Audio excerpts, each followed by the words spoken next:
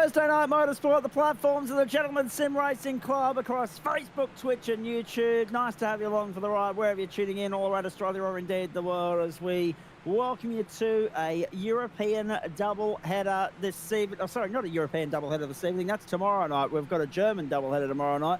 We've got Tin Top and open wheel racing tonight. 40-minute race is the agenda, and two different continents and two iconic circuits in which to go racing on. First up, the Nürburgring in Germany. I'm getting caught out by my own sentence structure. Have a look at us go. First of three different German tracks on the broadcast over the next 24 to 27 hours. Tomorrow night, we go to Oschersleben for Formula Ford, then on to Hockenheim for the Road to Indy Series. Tonight, it's Super Formula Light with thanks to Spreyton Cider. It is round 4 of the championship, and of course, they are the conditions that we're greeted with here. Overcast and 25-kilometre-an-hour winds, 80% humidity, 22 degrees the ambient at the moment, and the on-track temperature and 18 the ambient. Matt Schmidtke here alongside yours truly, Zach Caben. Cars will be lining up on the grid any tick of the clock. We weren't, of course, with you last week, but we'll have a chance to update you on what happened last week in just a moment when we have a look at the championship standings. Straight after that, and there's a bit of conjecture as to whether it's going to be a standing start or a rolling start. It's normally a standing start in the Porsche Cup, but tonight we're going to the Daytona International Speedway, so the consensus is that it should probably be a rolling start, and we'll wait and see if they get that sorted out before we go racing. Otherwise, stick around, because a standing start on the banks of Daytona will be well worth hanging around to watch. This is Thursday Night Motorsport, our first crack in the month of May. We missed out last week, of course. It is a mad month of May. There's a lot happening on. Yes, Porsche Cup standing start at Daytona is happening. Thanks to Josh Zuno for confirmation on that. He was the one that alerted us to the chat thread a few moments ago. Cars are lining up on the grid here for Super Formula Light. Championship standings coming into this round. Last week, round winner was Jackson Rayhana. Second was Kane Ryder. Third was Guy Leach. Bit of conjecture throughout the paddock. Marcus Watson's missing from the grid tonight. He's not the only one, but have a look at the grid here, ladies and gentlemen, as Johnny Simpson lets us know that he's got the man flu at the moment, and we you're very kind with your comments there, mate, but we wish you all the best in recovery. Nothing worse than man flu. We can sympathise with that. We trust that we'll keep you amused in your Thursday night sick bed for the next 3 hours or so. Jackson Rayhana and Kane Ryder the front row here. Denny Davison and Sebastian Eskandari. Good to see him back on the grid after some karting exploits overseas, of course. Tom Donahue, David Baz, third row, Art Baz, Chris Noble, fourth row, Aaron Russell, and Adam Lavis from row 5. 6 is Luke Fitton, Aaron Cooper. 7, Jeff Adams and Andrew Dyson. 8, Vaughan Ryder, Lane Thoburn. 9, Richard King and Trent Allen. 10, Eduardo Zamora and Jason Wilkinson. Ben Ryder and John Baldwin from row 11. Sean Bonecci, Siobhan McKernan and Marcus Hankey with Brian Bullock making up the field. Oh, there's a lot going on there. 26 starters tonight. Let's hope they all take to the grid. They've got about half a minute in which to line up and salute the judges, ready for the command and to be in starters' hands. This will be a beauty, ladies and gentlemen. 40 minutes the journey here. We'll go sprint racing again next week at the Algarve International Circuit. So there's some good correlation there, because we've got a couple of trips to Algarve coming up next week, GT4 as well. Then on to Silverstone and Road America before sprint racing at Spa. That'll be awesome. Spa in week 8. So looking forward to some magnificent, iconic circuits ahead on the tour. But we start at the Nürburgring for round 4. And we're in starters' hands now. Off racing. Rayhana, a terrific start. Ryder goes with him, but Rayhana got across to cover it off. Ryder will go mid-track, defensive on the inside. His teammates there. The teammates have come together. Kane Ryder is pointing backwards at turn 1. Shocker of a start for the Team Max Boost stable. Eskandari gets through on the inside of Davison. Davison back on the inside of Eskandari. Donahue's got up to 4th. Kane Ryder has dropped to 24th position. Brian Bulletin on starter. And Kane Ryder is playing catch up for the balance of the night. Can you believe that? And the seas have parted beautifully. All that garbage squabbling that unfolded behind Jackson Rayhana has allowed him to break clear and open up a 1.8 second advantage already. And Eskandari down the inside to second on Denny Davison. They go side by side up to the Schumacher S's. How about that? Rayhana's gone. Summit Simsport looking the goods. Rayhana, of course, on the comeback trail in the championship here at the moment, sitting 13th. Made his first start last week. If he's here for the next 8 weeks, he'll be a championship contender. But he's given everybody a head start, a 2-race head start. He's got no drop rounds left at his disposal. He needs to make every poster winner from here on in to the chicane for the first time. I'll agree with the comment about friendly fire. Eskandari hanging it all over the place, coming onto the main straight. Very flirty with the track limits here, kicking up a fair bit of dust and dirt and gravel and kitty litter on the opening lap. So debris might yet be a factor tonight. Down the inside, Donahue on Davison. Davison and Donahue side by side they go. They've got the 2 Baz boys in behind them, father and son, Art and Dave. Aaron Russell's got up in a 7th spot. 4 spots gained so far for Aaron Cooper, and Art Baz down the inside to go to 4th. Here comes Donahue, back down, he's inside. Baz around the outside to cut it off. He's got the run, beautifully done, and David is going to capitalise on that as well. Art literally saying to Dave, follow me, son, I know the way. Beautiful start from the 2 Baz boys. Davison has consolidated, held on to 3rd. Eskandari Morandi's the big mover in the early stages, up 2 spots. Donahue in 6th, Russell, Cooper, Noble and Lavis. Donahue on the back foot early, losing 2 spots this lap alone, but still within striking distance. Eskandari's got breathing space. He's 1.5 off Rayhana, but he's 1.1 clear of Davison. Here goes David Baz down the inside of Art Baz. Donahue wants a piece of that as well. Baz will hold the inside running for the next corner. Donahue goes around the outside. No. That would have been one of the moves of the season that he pulled it off. On the marbles, on the outside, the dirty side of the racetrack, it would have been something spectacular. He'll get the job done at the chicane, I think, or at least he's trying to. No, contact of cars. Grass for Art Baz. Donahue through on the inside, and Aaron Russell trying to go with him. Now, logjam because it's bunched everybody up. Russell borrows the toe from Donahue, squeezes by Art Baz. Donahue moves back across to the outside. Here comes Aaron Cooper and Chris Noble as well. Russell and Noble are teammates there, trying to work together to get through the logjam. This is why we love Super Formula Light, ladies and gentlemen. It might not be the battle for the lead, but by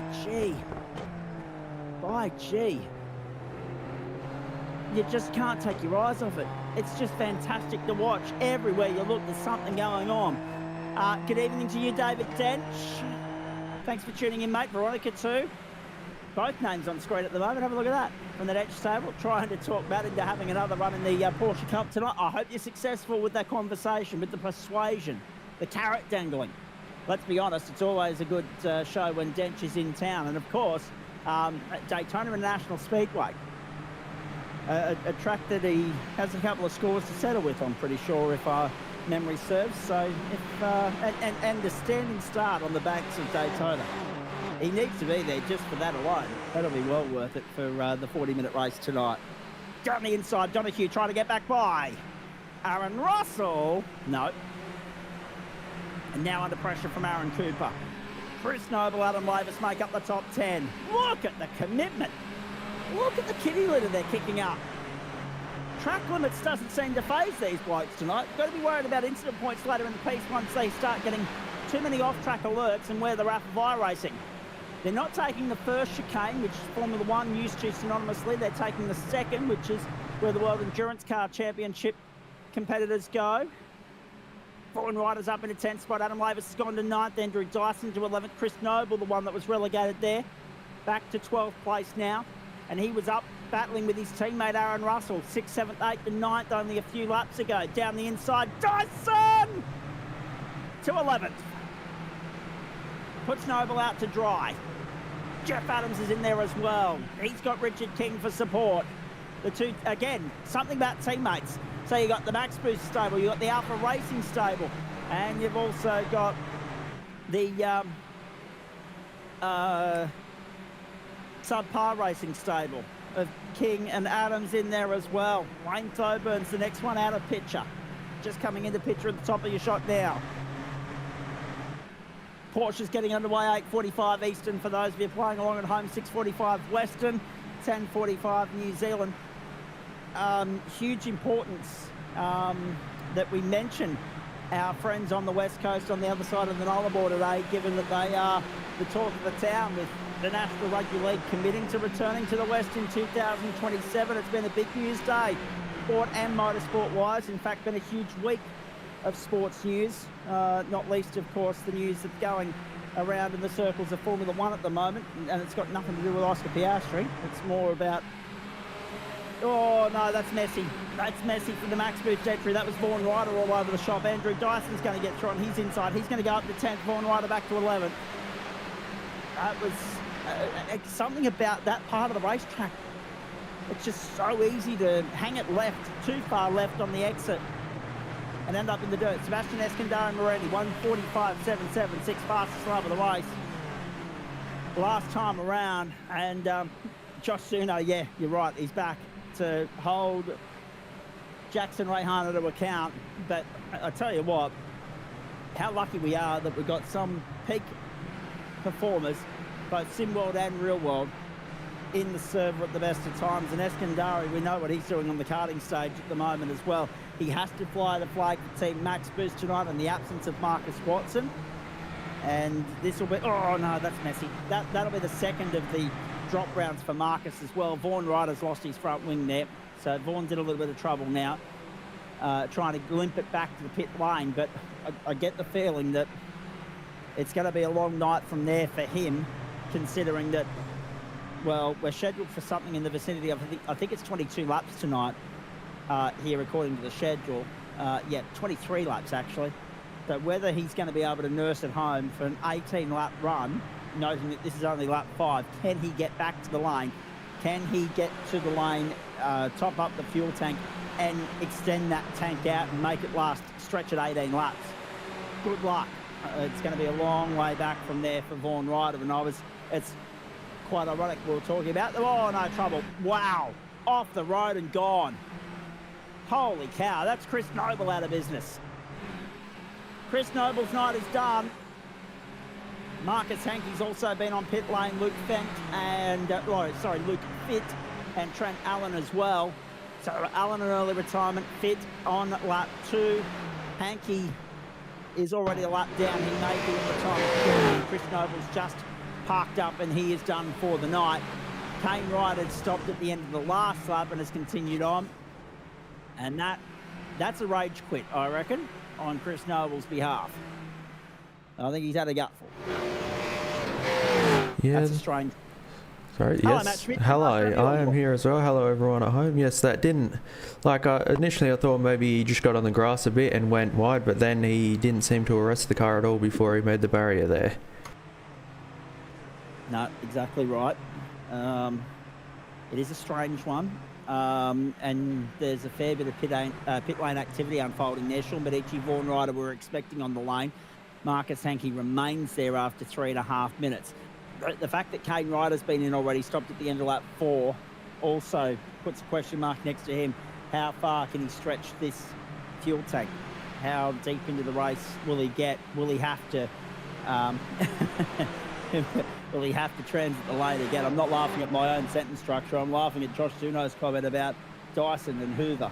And good to get both the vacuum brands I mentioned in there earlier on a Thursday night. There goes David Baz a little bit wide. Still holding up Art Baz, of course, dragging him along. The Baz stable going nicely, both in the top 5 at the moment. Rayhana leads from Eskandari. Aaron Russell, 1:45.534, fastest lap of the race.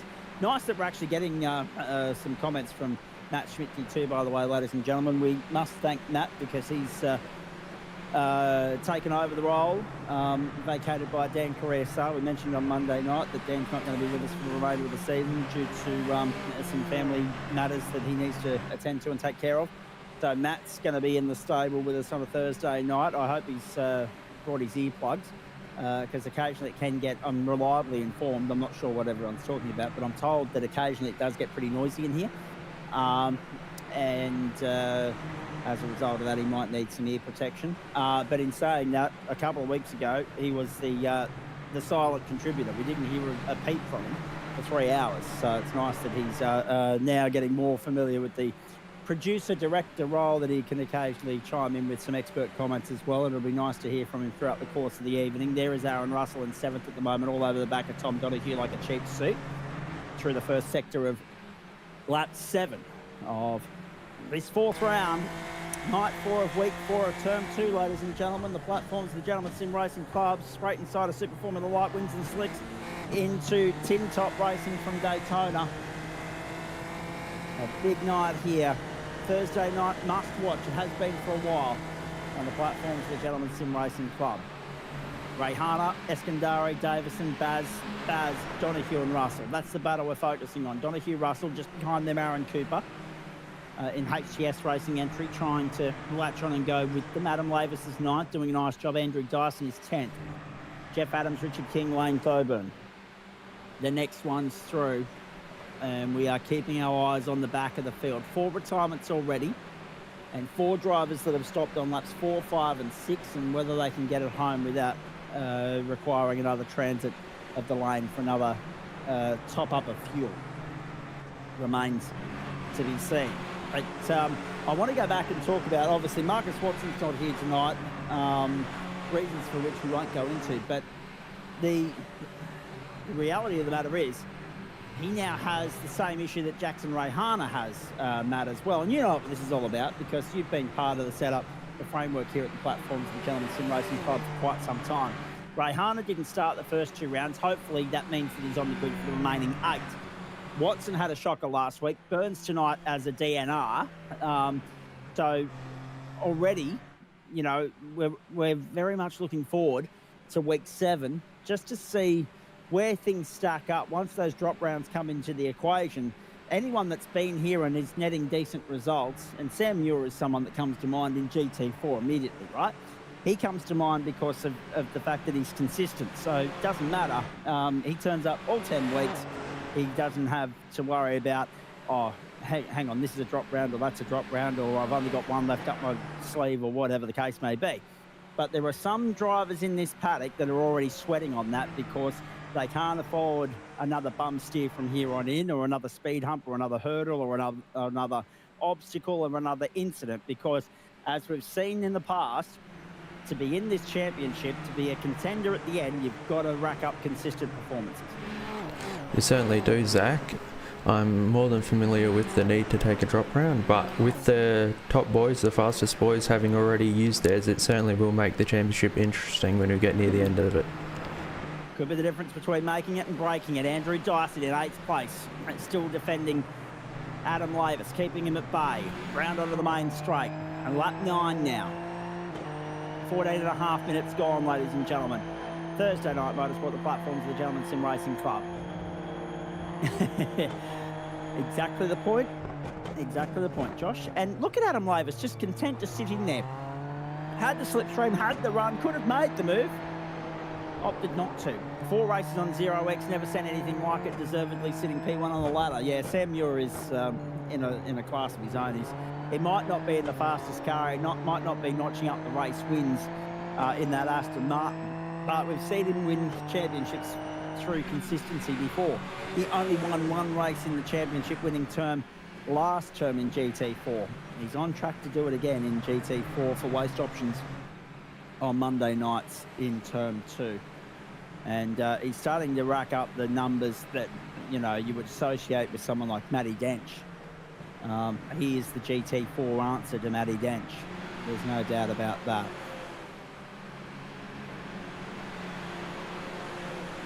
So Rayhana, Eskandari, Davison, Daz, Donahue, Russell, Cooper. Yeah, I agree with your comment there, Josh.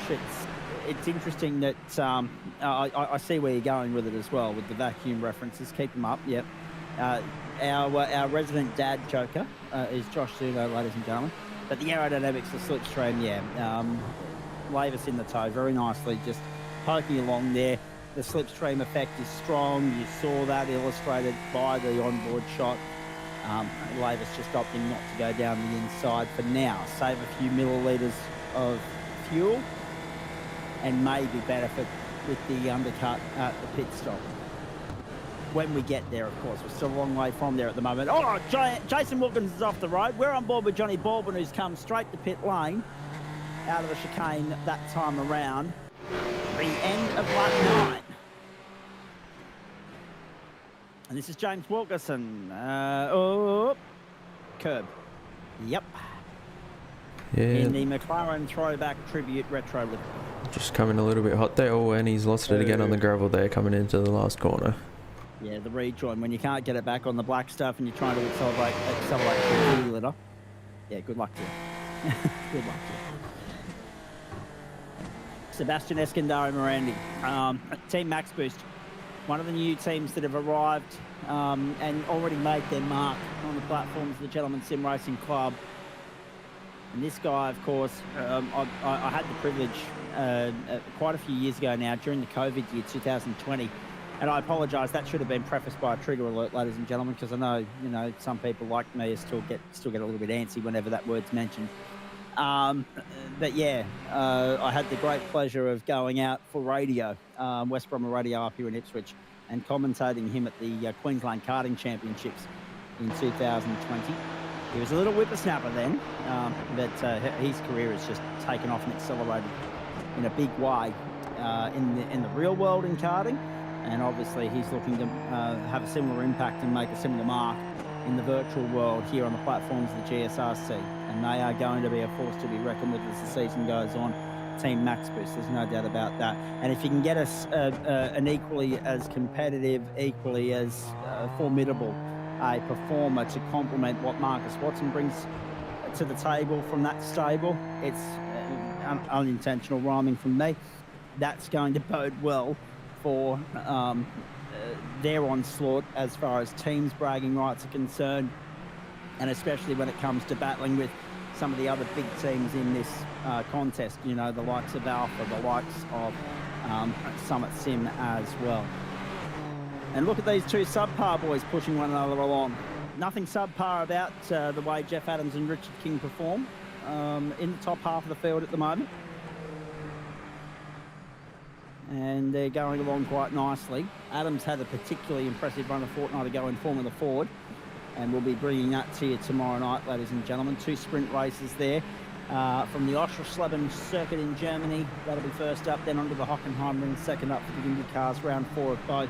Tomorrow night, 7:25 Eastern, I'll be with Joe Baldwin and Nick Fodiatis for that one, and looking forward to it immensely.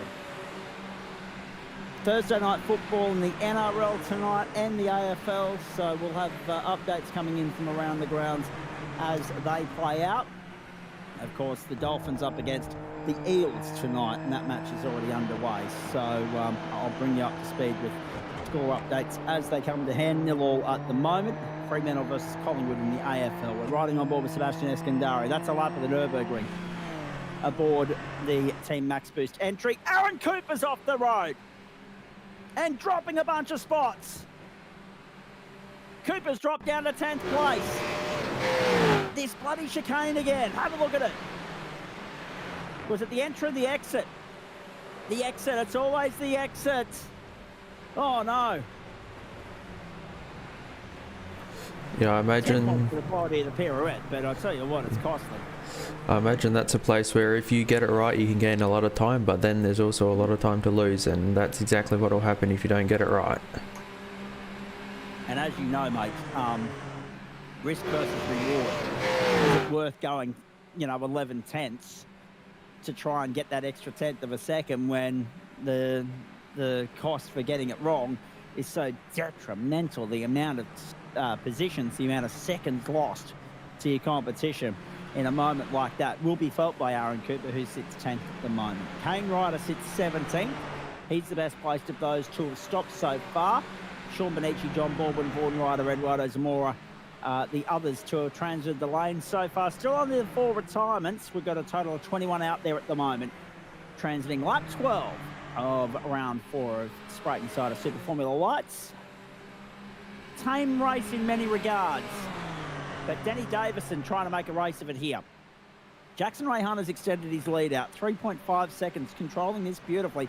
Fastest lap of the race last time by 1:45.291.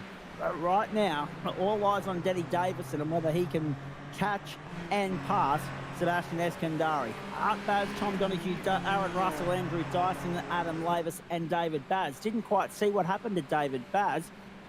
He was a little bit further up the order last time we saw him. He's down now in 9th, just ahead of Aaron Cooper. So 2 guys that have been a little bit further up as the night has played out.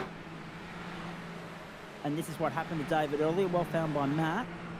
Oh, another curb. The curbs are biting hard tonight. Swallowing you and spitting you out. All in the same movement.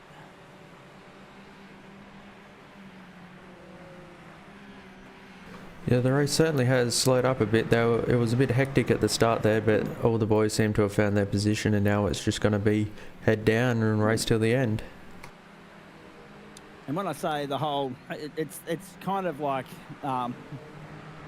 what's the best way to describe what we're seeing there when they're spat out by the curbs like that? It's kind of like when you're putting the mouth freshener in to gargle it around, you're rinsing it and spitting it all in the same, you know. It's kind of like that. It's not like I don't know if you remember the footy show, the NRL footy show back in the day, and they had that, I can't remember the name of the bloke, but by gee, it was it was an educational experience for someone that was, you know, under 10 years old, watching someone regurgitate pool balls on billiard balls on live television. You know, you'd watch the whole process, you'd inhale it, you'd put it down into the stomach, and you'd regurgitate it within about a minute. It's not like that. It's a lot more instant. It's a lot more sudden. So yeah, it's the whole rinse and spit sort of thing that's going on there. And I know there's probably better, more tasteful ways to describe it, ladies and gentlemen. But yes, if you get a little bit too greedy with the curb, it's not having a bar of you tonight here at the Nürburgring. And Adam Lavis has just found that out as well. Adam Lavis drops down to 13th, Aaron Cooper down to 12th. So there's been another incident for Aaron Cooper. Adam Lavis, hang on. Aaron Cooper and Adam Lavis were actually side by side coming up with the chicane. Sacrificial lamb. Yep. Lavis was already going. Cooper checked up and caught the curb on the exit, and it spat him out to the right-hand side. Challenging night so far for Aaron Cooper, and Adam Lavis finds himself outside the top 10 for the first time tonight. Down 3 spots on where he started. David Baz still down 2. Andrew Dyson up 7. One of the big movers of this race so far. Richard King, Ben Ryder also plus 7. But the biggest mover is actually Siobhan McKernan, up 9 spots. The biggest loser, Kane Ryder, down 15. But again, he's the best placed of those two have stopped. And we're now just wondering whether he can stretch 19 laps out of this fuel tank and get to lap 23, the end of the race, without another transit of the lane. 1:45 the pace at the moment, ladies and gentlemen. 1 minute 45 seconds. The standard lap time for Jackson Rayhana. They haven't really deviated from there, which is good because 1:45 and 2 is 3:30 and 2 is 7. So there's 4 laps. 4 times 6 is 24. 6 times 7 is 42. So take it back 40 minutes and 15 seconds. Bingo, Genemo, right? It's a 40-minute race, 23 laps, happy days, right? We'll have a little bit of overtime because of the transit of the lane and also that overlap of lap 23. So we won't finish bang on the 40 minutes, but we will get all 23 laps in. Sebastian Eskandari to pit lane. The first of the front runners to peel off at this back end of the race, and you'll see a bit of this over the next few laps, folks, as we work out who's who in the zoo, who's doing what in terms of strategy. 4.17 seconds for Eskandari suggests that he's done nothing more than take a little bit of fuel. Aaron Cooper again! Oh boy, that's the hat trick. 3 times he's had it off through the second to the last quarter of the lap. And 3 times it's cost him. Down to 13th he goes. Adam Lavis back to 11th. Eskandari has come out. Best placed of anyone to have stopped so far. He's now 12th. And he's 15. Is it 15? Yeah, it is. It's 18, actually. 18 seconds ahead of Kane Ryder. That is insane. So, if you're wondering whether Kane Ryder was going to be in any sort of contention or not, the pit stop time for Eskandari would suggest not. But there's a long way to go. A lot can happen. It usually does in Super Formula Light. But a lot would have to go drastically wrong for Sebastian Eskandari and those around him for Kane Ryder to reel in that 18 or 19 seconds. That is a huge deficit after only 15 laps. John Baldwin stopped on lap 9, but Siobhan McCurden, Jason Wilkinson and Eskandari waited until lap 14. So now we're going to see a flurry of them. And we're about to get our answer as to whether or not the guys that stopped on lap 4 and 5 are going to be okay with regards to their fuel burn and their mileage and their strategy play. Onto the main straight again. End of lap 15, start of lap 16 for this pair. Eskandari and Aaron Cooper. So Aaron Cooper yet to stop and already behind the effective race leader on track. Does not unfortunately bode well for him. Just, it looks so smooth and seamless and effortless from Eskandari. Riding on board with Aaron Cooper, and you're getting a good look at what Eskandari is doing just ahead of him, although he's just bowled it wide. Tactically, I think, because it's putting back on the inside for the next corner, then on the outside again, so it is a little bit messy there. Right at this moment for Eskandari down the inside. He's got the line, but he backs out of it. And Aaron Cooper goes right around the outside. And that was all set up perfectly for Cooper to execute, because it was one of the rare moments where Eskandari's been untidy this evening and he was made to pay for it. That is advantage Jackson Rayhana as well, as far as I'm concerned, because we know that Rayhana had the advantage already on the racetrack. Oh no, Aaron Cooper. Hang on. Aaron Cooper has just disappeared off the face of the planet. Packet loss live on your screen, ladies and gentlemen. What the bloody hell's going on here tonight? Wowee. Art Baz is down on the main straight. There he is. We were starting to think that it might have been a knock-on effect for a couple of others. No, he's okay. Art Baz is running third. Aaron Russell is fourth. Tom Donahue is fifth. And Aaron Cooper has just disappeared. He's done the old Harold Holt, except without the help of water. Tom Donahue, whoa, messy through one. Down on the inside with Andrew Dyson. Fastest start of the race for Dyson as well. Ben Ryder now showing off the road. Oh, all hell's broken loose here. We were waiting for it, weren't we? It was only about a time that. Let's have a look at this again. This is Ben Ryder getting all checked up at the corner of champions on this circuit. This is the one that's taken all of them so far. Yeah, exactly. It was ball 4, unfortunately, Josh. It was ball 4 for Aaron Cooper. 3 offs, and then that's it. Gone. See you later. I cannot believe it. Motorsport can be a cruel game sometimes, ladies and gentlemen. Virtual or real, it doesn't matter. The virtual world, however, we talk about the tech issues of the sim world being the mechanical issues of the real world and vice versa. There's your mechanical issue of the night, your tech issue. And that's Sean Benici now in 17th, hassling John Baldwin. These two have stopped. They're on the run home. Now, no more pit stops to report last time around. Lap 16, Ben Ryder was the last one. James Wilkinson parked up at the end of lap 14. He's now retirement number 5. Stopped on lap 15, and that was him done. That's a great little throwback livery there from Sean Benici as well. As someone that appreciates the history of the sport, that's a Bowens inspired whiskey business racing livery that's giving off real Williams 1992 vibes and Nigel Mansell. If you know the Canon era for the Williams Honda I think it was Canon. They're sponsoring 1992. Certainly the red, the blue and the yellow is in the right spot to give the old Williams livery a tribute, a hark back if you like. I might be wrong, but that's the vibe I'm getting. I'll clarify that with Greg a little bit later on. Plenty of yellow to keep our attention anyway. Oh, off we go. John Baldwin bowling it wide that time around. Well, we're inside the final 10 minutes now, so that's going to answer a couple of questions here. The first one is, we're on lap 18 for Jackson Rayhana. He's yet to stop. So too everyone down to Adam Lavis.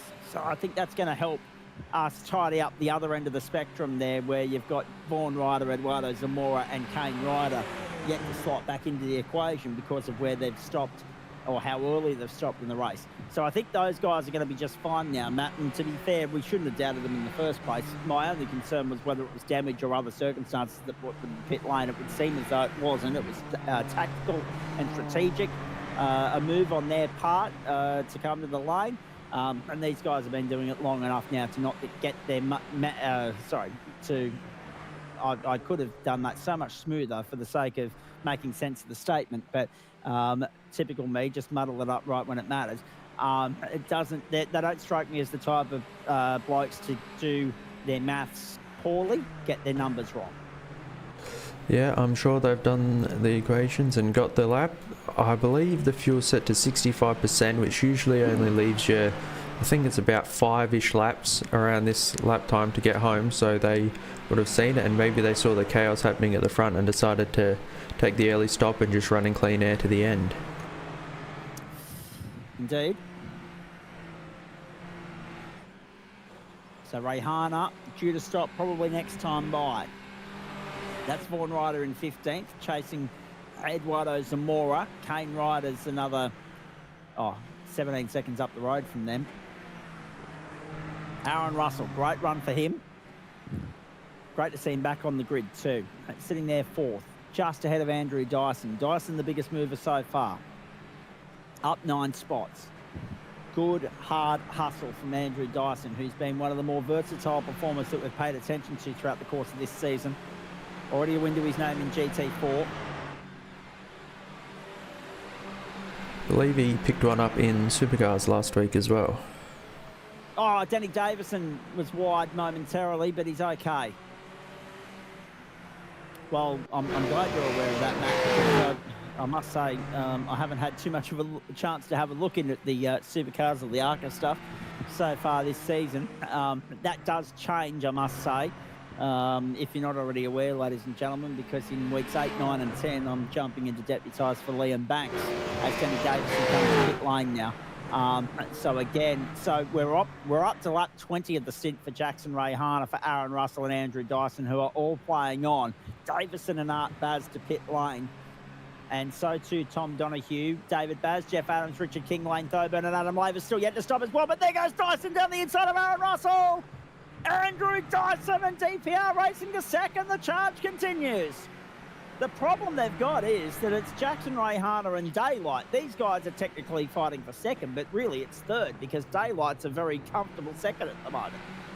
Rayhana, Dyson, Russell. That's the sort of form that, you know, that's the sort of patch that Jackson Rayhana's in, though.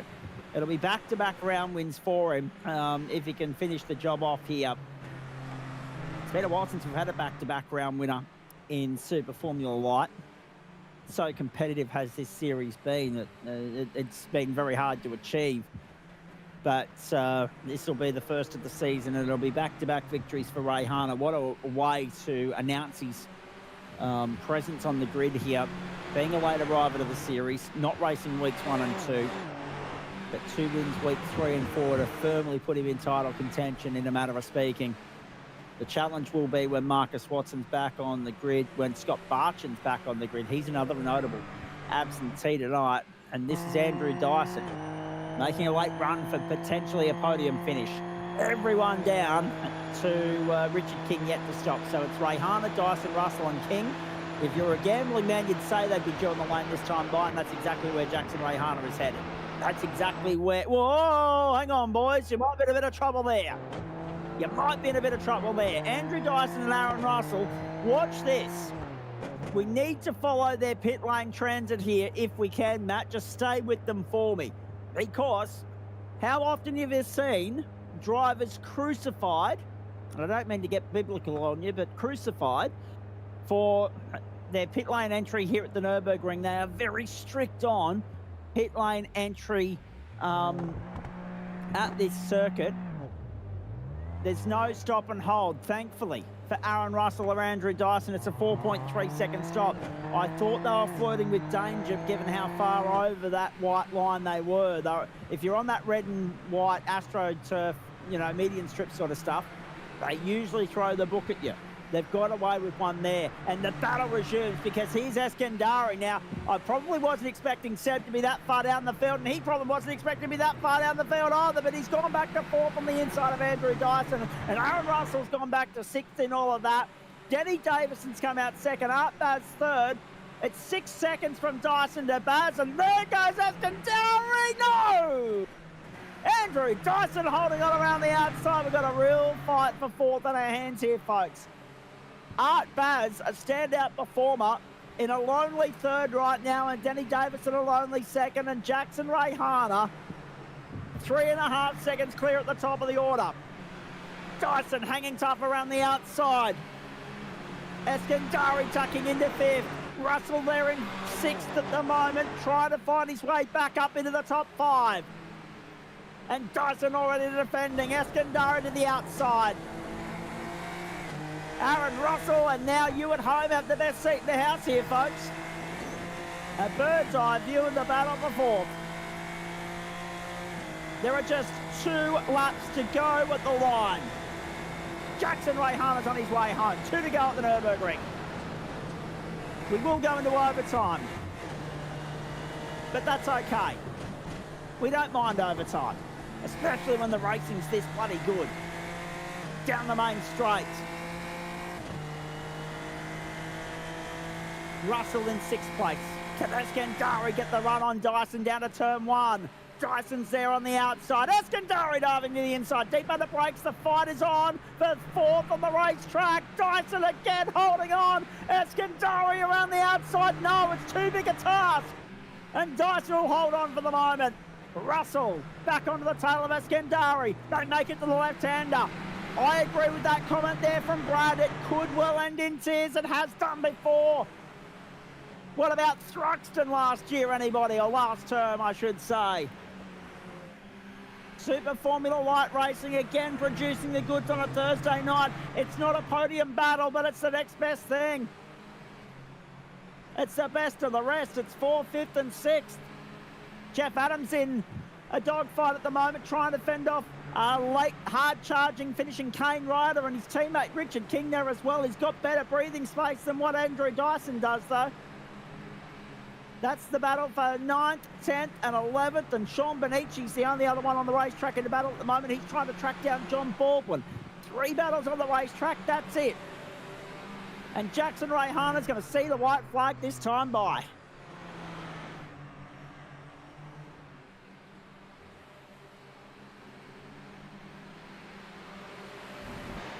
Oh, Aaron Russell to the outside of Eskandari. That won't work up to the chicane. Now's the time where you don't want to be making a mistake through here. Whoa! And Art Baz, Andrew Dyson, I should say. Andrew Dyson in 4th place, had it all crossed up and out of shape. That's going to put him under real pressure from Eskandari down the main straight. He had to pull it up. It compromised his run onto the main straight. Eskandari's going to 4th down the inside as we see the white flag. Dyson hangs tough down around the outside. Eskandari's got the run over and under. Got him to 4th for Matt's boost. And now Aaron Russell's in there with a real chance at 5th. Dyson's lost out to the youngster. The karting stalwart goes to 4th.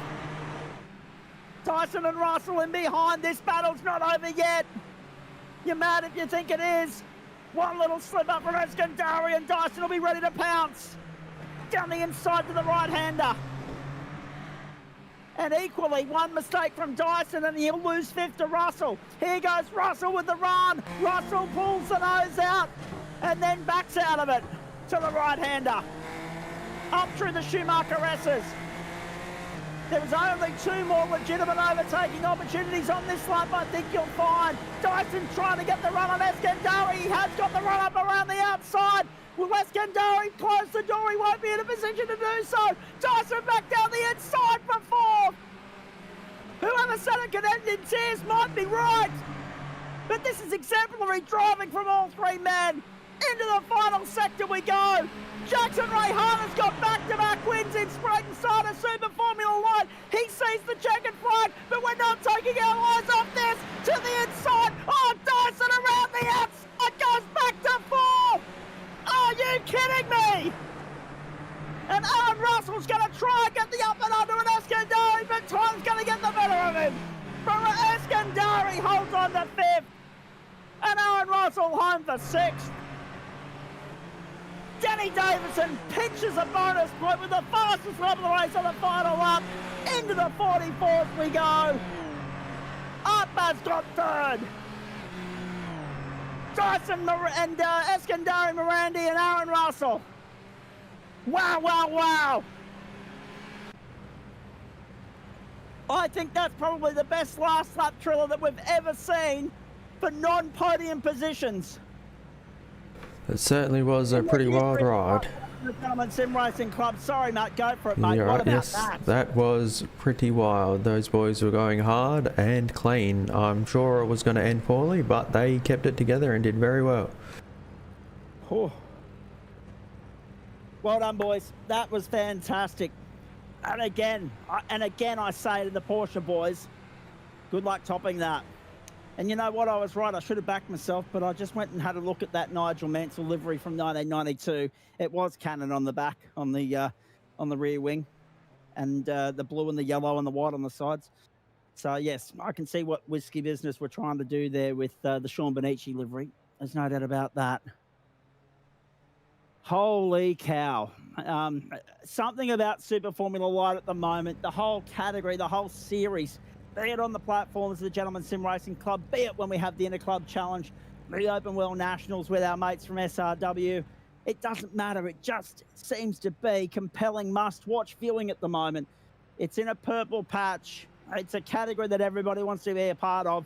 And with racing like that, and the difference between 4th and 6th being less than or just over half a second, as you can see on the results there. Oh, my goodness. Uh-oh. Uh-oh. Uh-oh. Uh-oh. Can you see what I can see, Matt? Yes, I can. There seems to be a very absent car from the top 3 or 4 there. Uh-oh. That's a 35-second penalty for Sebastian Eskandari. That's a 35-second penalty for Sebastian Eskandari. Right at the very end. Are you kidding me? Another twist in the tail. Another sting in the narrative at the very end. And it's Sebastian Eskandari plummeting from 5th to 15th. He's copped a 35. I reckon it's an incident point penalty. That's the only thing it can possibly be. Right at the very end. It'll be a track limit thing. He's probably exceeded the number. I'm not sure what the number is these days, but it's usually around the 15-17 marker. Yeah. He's probably clicked on that final lap in the battle with Andrew Dyson, trying to hold on to 5th or 4th or 5th. And unfortunately, the cost, the invoice, is a hefty one. Jackson Rayhana, the victor from pole to the checkered flag. That was a phenomenal performance from him. I mean, when you look at everything that's played out so far this season, last week, of course, he started 2nd. He finished 1st. This week, it's 1st and 1st. And it's back-to-back wins. And it's Danny Davison with the fastest lap of the race on the final lap, 2nd. It's Art Baz. Andrew Dyson, most positions gained in 10 places in 4th. Aaron Russell now goes +4 into 5th. Tom Donoghue, David Baz, Jeff Adams, Kane Ryder, Richard Kingman now get a top 10. That battle was for 9th and 10th and 11th, and it was going to be the difference between Adam Lavis. No, on the final lap. Jesus. Lane Thoburn's got by Adam on the run to the line. Adam's come home. Well, that'll be 12th now because of the penalty for Sebastian Eskandari. So Russell into 5th, Donahue 6th, Baz, Adams, Ryder and King. Originally, Adams, King, Ryder, that was meant to be 2 in and 1 missing out. But now they all get a top 10 Guernsey. Blaine Thoburn, 11th, Adam Lavis, Eduardo Zamora, then Vaughan Ryder. And Sebastian Eskandari with John Baldwin, Sean Bonici, Shabor McKernan, and Ben Ryder making up the finishes in this field. But it is back-to-back wins for a good mate of the club, a guy that loves his open wheelers and is finally getting some good results to show for his efforts in Super Formula Light. Jackson Rayhana, that's as good a night as you want to have at the office. You didn't get the fastest lap. I mean, Danny Davison's pinched that off you on the final lap. But it's the start, the pole position, the race win, just about led every lap along the way. You can't ask for much more than that, mate. Yeah, good evening, boys. Yeah, it's good to be back, all I can say. Yeah, like last week, you know, you had a dip at Suzuka. I thought, I like the track, so we'll give it a go. And, I did as good as the same thing as I did this week. I knew, like, definitely the competition has stepped up. Like guys like Danny Davison, yeah, like he was chasing me with a wet sail toward the end, and Seb in that first stint, he really kept me honest. I think I knew what he was doing. I think I was trying to protect the tyre as much as I could while maintaining pace, and I think he unfortunately went a little bit too hard too early on it. But yeah, no, the competition stepped up definitely since I last raced in this category. Well, that's exactly right, mate. And we were saying, it's a few different factors. It's one, I think, across the board, right across the club, the competitiveness has increased. The calibre of the drivers that are arriving here and wanting to be a part of it continues to amaze us. The quality of the racing here in Super Formula Light, I think that is a combination of that, and also, of course, the bigger picture being the Australian Open Wheel Nationals and the fight that we take to the boys at SRW, a few of whom have come over and raced in this series, and a few of our guys now go over and race in their Super Formula Light offering as well. So that relationship is very healthy. But it's something about this car at the moment. It seems to be hot property in the iRacing market. Yeah, because it's it's close to sort of a modern Formula 3 that we have. Like we've got the old Dallara, which I still love. I really love that car. I wish it was used a bit more, but these have sort of taken over the I guess the king of the step to Formula 1 open wheelers, I guess. Like everyone's sort of got to drive a car very similar to this to get there, and this is probably as close as we've got to I guess an FIA Formula 3 car. Different engine and drives a little bit differently, but yeah, it's super fun. I've grown to like it. I've said many times initially when I first drove it I didn't, but yeah, as you said, it's a cool car and lots of people like driving it. Indeed. The other thing as well, mate, is that's now back-to-back round wins for you. Yes, a little bit of a late arriver in this series, but to make both the first two appearances winning instances, you tick the boxes. I mean, there's now only 6 rounds left to go in the campaign. Let me ask you, this is a two-part question. One, does it worry you that you've already burnt your 2 drop rounds? And B, with a bigger view to the championship as a whole, knowing that Marcus Watson's also burnt his 2 drop rounds as well, he'll be back on the grid next week. Do we see you for the remainder of the championship, and are you looking forward to going toe-to-toe with the likes of Marcus? Yeah, definitely. I'm keen. Like two on the bounce is a good way to start, and yeah, as you said, unfortunately missed the first couple of rounds. Just, I guess, I wasn't planning on running this series this season, to be honest. But I ran the Arcas for the first time last night, won that, and tonight, last week, first time in this, won the first 2. So who knows? I guess we can try and make a run at a couple here. But yeah, it's cool. I know Marcus is so quick. Like, he's really, really, really quick. Tell you what, Seb left me pretty hot under the collar tonight in the first stint, as I said, and Danny, his late race pace is just excellent. So yeah, as I said before, I think the competition's definitely stepped up. So it's definitely not a true showing of the capability of the field, these results. Yeah. Like, I know these results, I've got to say, I had to be absolutely spot on, like basically 40 minutes of mistake-free on the limit driving, which is tricky to do. But yeah, if you can stitch races together like that, then not many of them you won't win. But yeah, as I said, there's definitely heaps more variables and heaps of guys who are strong in different areas, and that's something I'll have to adapt to over the rest of the season. And on that subject, mate, I mean, I want to remind everybody of what the schedule looks like going forward. Sprint racing at the Algarve International Circuit next week. Single races, Silverstone, Road America. We love Road America. And sprint racing at Spa. Sprint racing also at the Hungaroring. That'll be a challenge. And then on to Sebring for, well, geez, Sebring. What a way to end the campaign for 40 minutes there. But there's 2 points here, right? One, that's an awesome setup of tracks and formats for the remaining 6 rounds. 2, would it be fair to say that given your open world pedigree and the success that you've had in this discipline of racing, on iRacing over the years, and we've seen this, going back all the way to season, like year 1 of the platforms of the Gentleman Sim Racing Club in 2020 and also 2021, would it be fair to say this is a box that hasn't yet been ticked that you'd like to change? Yeah, absolutely.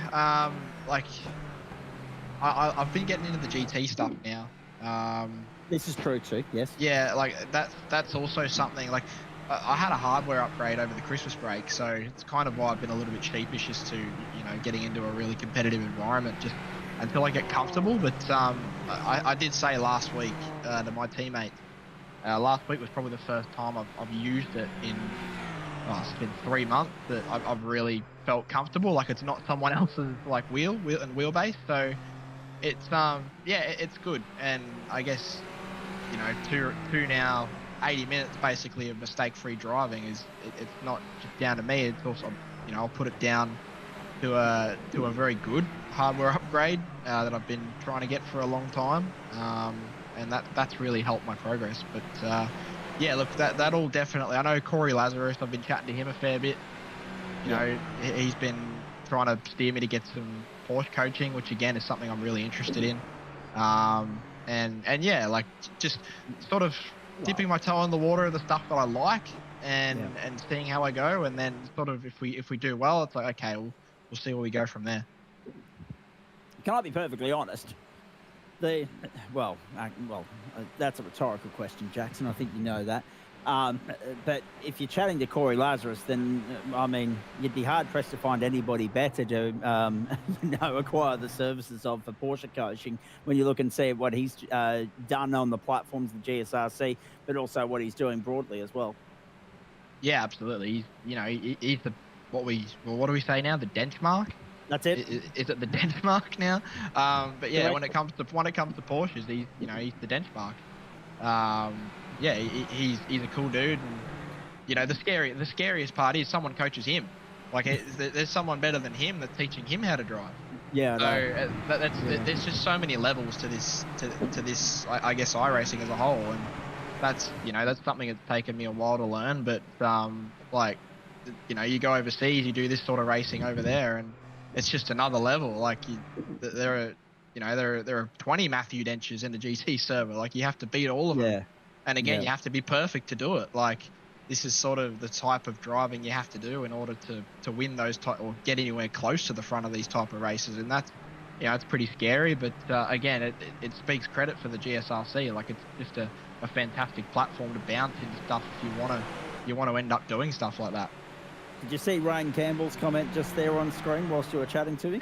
Yeah, I do. Appreciate it. Harder is everybody's favourite superhero. What about that for a comment? Nice to have you tuning in, Ryan Campbell. Actually, just before you go on, Jackson, I want to ask you one or two more questions here, and I know you'll reply to Ryan's comment as well. But Matty Schmidtke, you've done a great job in the booth so far this evening. I'm wondering if you can find the checkered flag moment for Jackson Rayhana, so that we can actually show everybody him taking the checkered flag, because we didn't do it on broadcast. The reason we didn't was that enticing battle between Andrew Dyson, Sebastian Espandara, and also Aaron Russell. 4th, 5th and 6th that was going on. But here's your moment, Jacko. Here's your crowding moment, the glory of taking the checkered flag last turn of lap 23. Very nicely done. For everybody at home, there's the proof that in the pudding that the job was signed, sealed and delivered and done right there at that particular moment. 2 on the trot. Firstly, obviously, right of reply to Rain's comment. But secondly, next week, how do you feel about sprint racing at Portimao? Mate, the calendar's absolutely awesome. When you Isn't were it? rattling off all the track. Honestly, the only track I dislike is Sebring. The last one at the end. I've never been a fan of Sebring, and you know how I feel about those bloody airport tracks. You'll get along well with Nick Fodiatis then. He doesn't like Sebring either. Yeah, just flat, you know. So it'll be to be honest, it'll be interesting in these cars because it's so bumpy and these are so small. So it'll make the it'll really accentuate the bumps, especially through sunset. But you know, as you said, like if I'm gonna have a run of the title, there really can't be any weak points. Like you have to be absolutely spot on to beat these guys at all. Throughout the rest of the season, I think, and yeah, there's going to be. I'm sure there are going to be guys who like Sebring, who you know are going to be running at the front, who are going to be really, really hard to beat in that round, especially. But yeah, I'm really excited for the rest of the calendar. Spa can't come soon enough. These things are awesome, awesome fun. It's fun. Absolutely, they are. No, I'm very much looking forward to what's ahead as far as Thursday night motorsport is concerned. And you mentioned it as well. In, I think, your opening answer, mate. Last one before I let you go, because we're about to turn our attention to Porsches, and I'm going to have a gargle of water or something just to lubricate the tonsils ready for that. Race start 8:45 for those of you tuning in at home right around Australia. Indeed. The thing I must ask you here, you talked about having to put 23 laps together, faultless, on the limit, each lap, every lap, you know, not miss your marker, knowing the competition that you had around you. But there's a fine line, obviously, mate, between life and death around here, given how many drivers got checked up or got out of shape. Not there, for instance, at turn 1, but coming through that final S-bend, that chicane at the end of the back straight as you're heading up towards pit entry and the last corner. Knowing how many people tripped up there tonight, how respectful did you have to be at the racetrack, knowing that it was going to bite you if you got it out of shape at any point?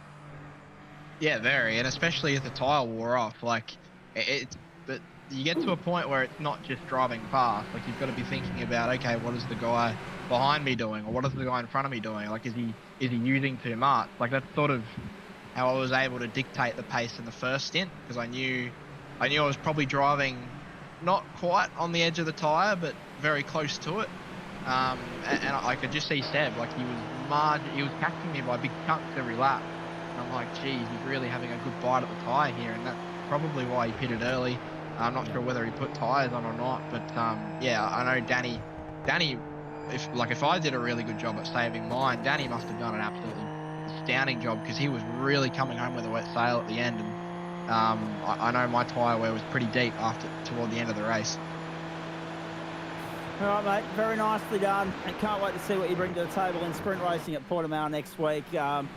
Those opening few laps are going to be cutthroat stuff. It's going to be well worth the price of admission if you want to be here watching it on the platforms of the Gentlemen Sim Racing Club, whilst also getting your sports bar set up ready, ladies and gentlemen, because the AFL and the Women's State of Origin will all be on next Thursday night. Well done, mate. Anyone you want to thank on the way out? I know one of your team bosses, Johnny Simpson's tuning in, because Simo is down with man flu at the moment, so this has no doubt put a smile on his face and made life a little bit more comfortable.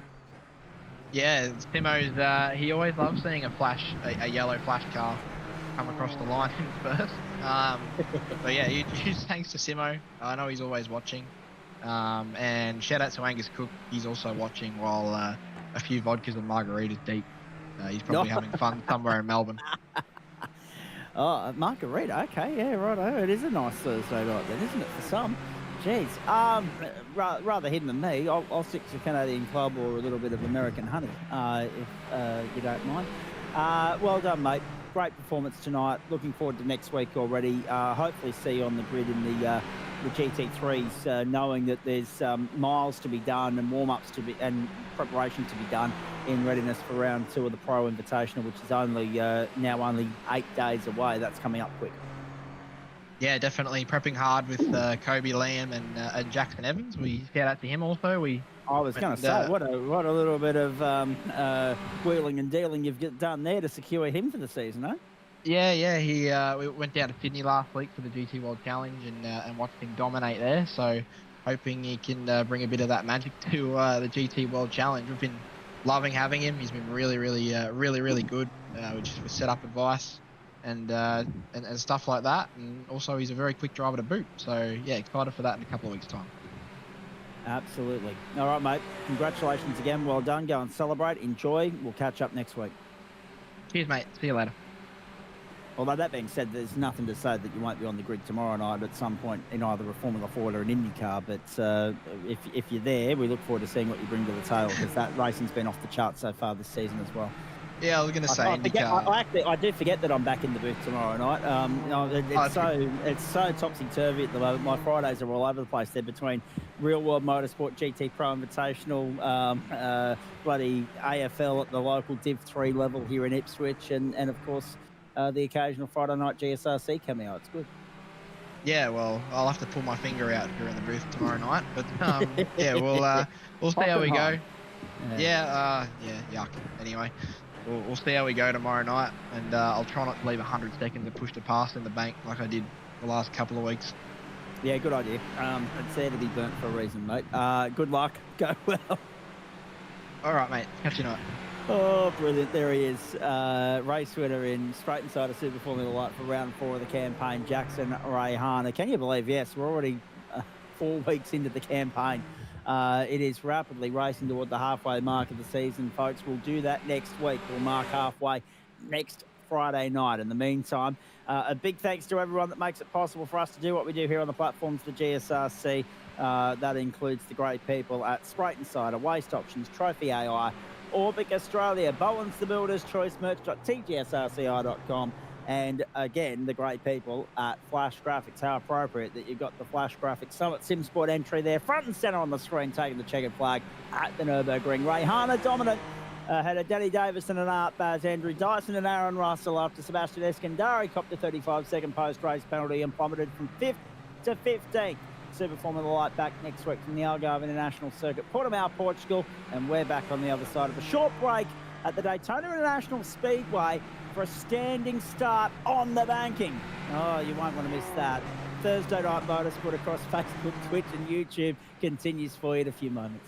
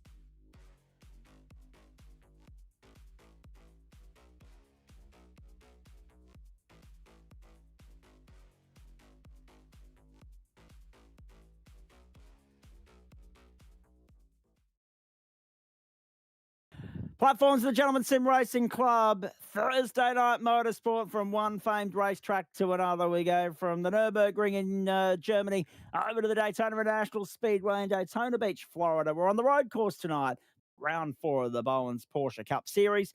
What a contest this promises to be on the high-speed banks of Daytona for 40 minutes. And you look at the have a look at the view, the overhead shot, the aerial shot, ladies and gentlemen, as we zero in on the Daytona International Speedway. Sun either rising or setting, one or the other. Are we going to go racing in the dark here, or in we'll wait and see. It's going to be interesting one way or the other, because all eyes on the start with 40 cars taking off on the banking in standing start order. Oh boy, this is going to be good.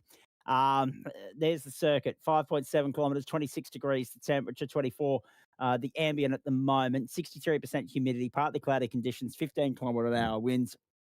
We'll have a look at the championship standings for you, again, noting that we weren't on air last week for the two 40-minute races that were Super Formula Light and also Porsches. The Porsches were at Spa-Francorchamps last week, and the winner in the pro split, I got to go all the way down my leaderboard here. I don't have a first place showing on my.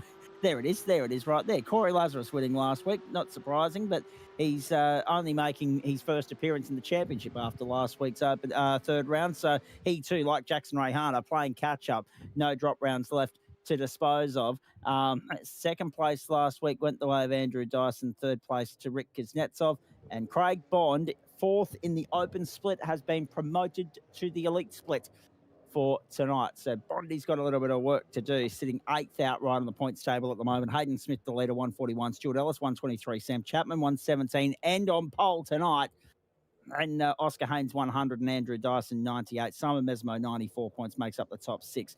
Open split, minus Bondy. It's Reg Burke, the leader, with the round win last week, 145, 119 for Jono Akers, and Marcus Cook, 107, Dale Atkins, 103, and Nathan Michael, 83 points, makes up the top 5. Geez, this should be a good one, because there's 40 of them, ladies and gentlemen. In fact, there might be a little bit more than 40. 41, and Ricky Provenzali's yet to set a time. So 41 cars have set a time and will potentially have 42 starters. Quarter time in the AFL, Collingwood lead Fremantle, 32 points to 27. The NRL, halftime there, the Dolphins up against the Eels, 6 points apiece. Thursday night footy. Now, I'm not sure do we have the time of day information there, Matt Schmidtke? Are we heading towards, is that heading towards sunset? I'm not sure. So. Let me have a look here. It looks as though it is. Yes, it is very dark. It's only getting darker. And yeah, there we go. There's your answer, ladies and gentlemen. Hey, yeah. We're going racing. How appropriate. Prime time, the platforms of the Gentleman Sim Racing Club, and the lights are on in every sense of the word. And we've got a standing start on cold Porsche tyres under the bright lights of the Daytona International Speedway. Look, get ready for fireworks. There are plenty here. I'm reliably informed by Jackson Rayhan that the Porsches have been off the charts so far this week, and the officials at this venue, let's wait and see what the GSRC cohort produced. Sam Chapman, Eric Fence in the front row, Hayden Smith, Andrew Dyson in the second row, Stuart Ellis, Ben Woods from row 3, Matty Dench. Well done, Dave. You successfully twisted his arm. He's on the grid on the 4th row alongside Jaden Wilcox for Whiskey Business Racing, Luke Page and Devon Stove from row 5. Reg Burke, Patrick Klein, Shannon Fever, Craig Bond. Good effort from Bondy. First up in he's now in the pro split. So just disregard, we'll change some numbers throughout the course of the night, folks, because we know that Reg is actually not a white number anymore. He's a yellow number with yellow plate, blue number, and that Craig's now a blue plate with a yellow number, but that's another story. We'll sort that out as we go. Chook Fung Wong and Dane Snudden from row 8, Luke King and Dave Diddell from 9, Craig Schultz and Stephen Gallacher from 10. Ernie Toff alongside Eduardo Zamora from row 11, Rodney Gollan and Adam Lavis from 12, Greg Heaney, John O'Agers from 13, Dave Oliver, Bobby Camo from 14, Paul Wilson and Marcus Cook from 15. Nathan Michael on row 16 alongside Marcus Hankey, Brett Bradbury, Jeff Adams, Tristan Koch, Barry Punter, then Dale Atkins and Richard King from row 19, Tim Watson, Guackle Eastwood from row 20, and Aaron Smith and Ricky Provenzali to make up the field from row 21.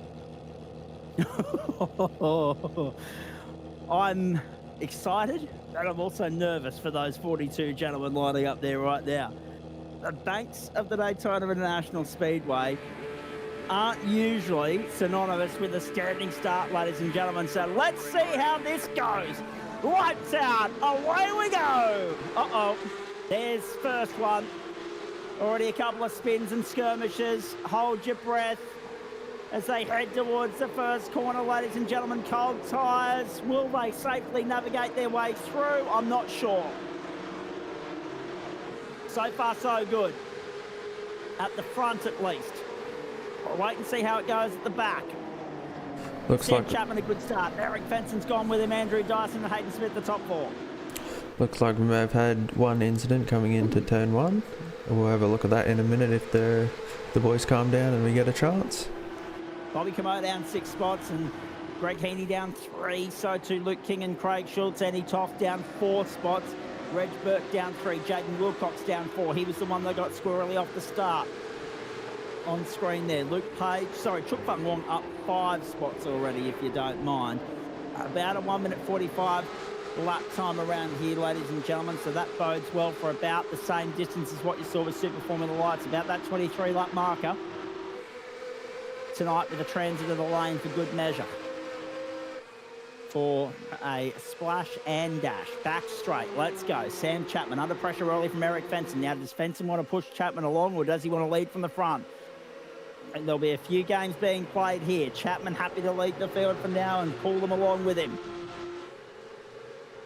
But that will come with a little bit of an invoice. Usually you pay the price for being the front-running car. You've got nothing in the way of support to help you save any amounts of juice. You've also got the target on their back because everybody's thieving off you. They're benefiting in more ways than one. They're saving fuel, but you're also pulling them along with you. So they've got a little bit more speed through the slipstreaming and the aerodynamics of it. Down the inside, Fenson under pressure from Dyson. Dyson tucks back in. Clean first lap. Reg Burke loses out to Craig Bond. Drops down to 11th. Shannon Fever gets past Patrick Klein. There's plenty going on. Eduardo Zamora's bowled it wide at turn 1 off the road. Zamora off the road. Still 22 cars running. Marcus Cook now showing off the road as well. 42 cars started. 42 still running, but 2 of them, or at least one of them's found their way to pit lane, and I reckon the other one might be about to. Barry Punter now showing off track as well for Riot Sim Racing. The order sorts itself out. Tim Watson, Blinky Billing at the moment. Have a look at this freight train at the front. Ben Woods, Matty Dench both up a spot. Stuart Ellis down 2. Devon Stove up 2. And Luke Page and Chuk Fung Wong, the big move on the opening lap, up 5 spots. So far, so good. Expect the top speeds to be somewhere in the vicinity of the high 290s, ladies and gentlemen, when you're in the slipstream here. We're talking big numbers on the banks of Daytona. Actually, to be fair with you, Matt, I don't know what we're worried about. I reckon we should have just let them loose on the oval for 40 minutes. I reckon that would have been thrilling. Yeah, definitely would have been interesting to see how these cars go around the oval. And so far, it has been pretty clean, a couple of incidents, and I was just looking at the top speed there, and somebody has actually cracked 300 by the looks of it.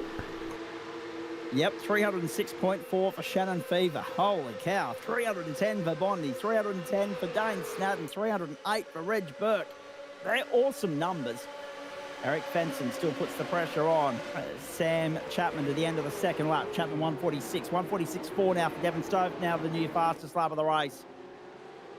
Have a look at them. 1, 2, 3, 4, 5, 6, 7, 8.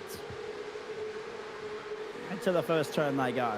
And that's Luke Page showing in 9th place, which is the leader of the second bunch of cars.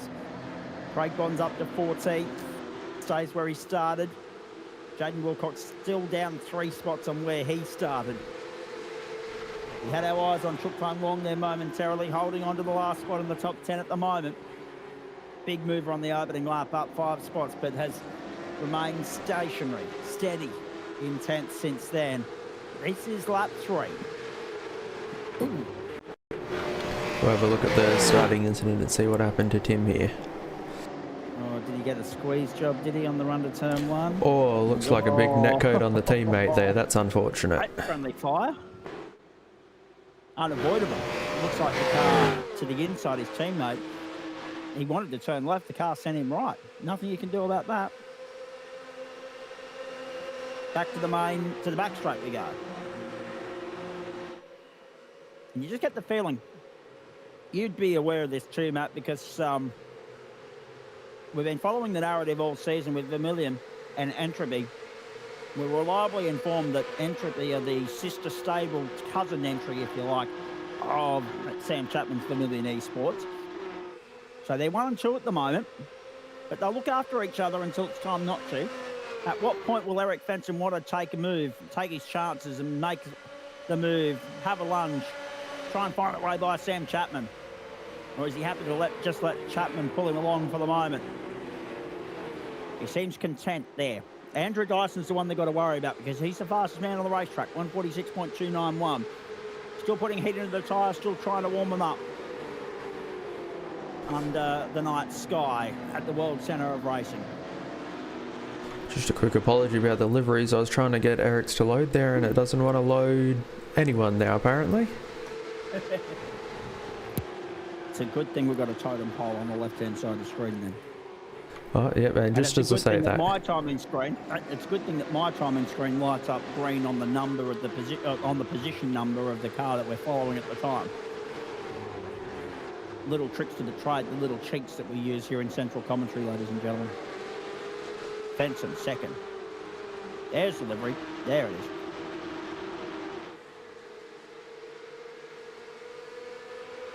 Sorry, folks, I'm just having a sugar hit at the moment. Just having a couple of raspberry lollies. Courtesy of the Allen's Company. We need to get them on for a sponsorship of the Gentleman Sim Racing Club, I think. That's the next step. We need to get big corporate entities. Dare iced coffee, because I drink more of that than I should, and it's going out of fashion. And Allen's for the sugar hit for the lollies that we have mid-broadcast. Get the big companies on board with the best weeknight primetime viewing in Australian media.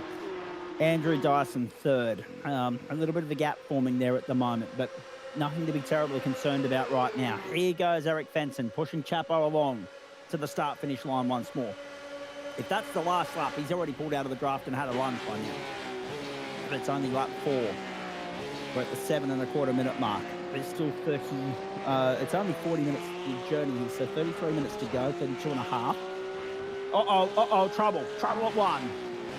Trouble at 1. Luke Page, Jaden Wilcox, Chuk Fung Wong, Devon Stove, and Devon Stove plummeting down the order. Have a look at this. Trouble at 1. Someone's got it out of shape on the exit of 1. Straight through the middle of the corner. Oh, no. So that was Luke Page. I think you'll find. And Page, he had nowhere to go. Drops down to 11th. Chuk Fung Wong back to 13th. Craig Bond is 12th. Dane Snadden 14th. Reg Burke, Dave Diddell, Craig Schultz and Adam Lavis to the top 18 so far. And to be fair, no one in the right or wrong there. You just had 3 drivers checked up because there was a car parked on the racing line right in the middle of the road. They had nowhere to go. So that one will be put down as a racing incident. A couple of drivers alert to the issue and were able to go around the outside and benefit from that.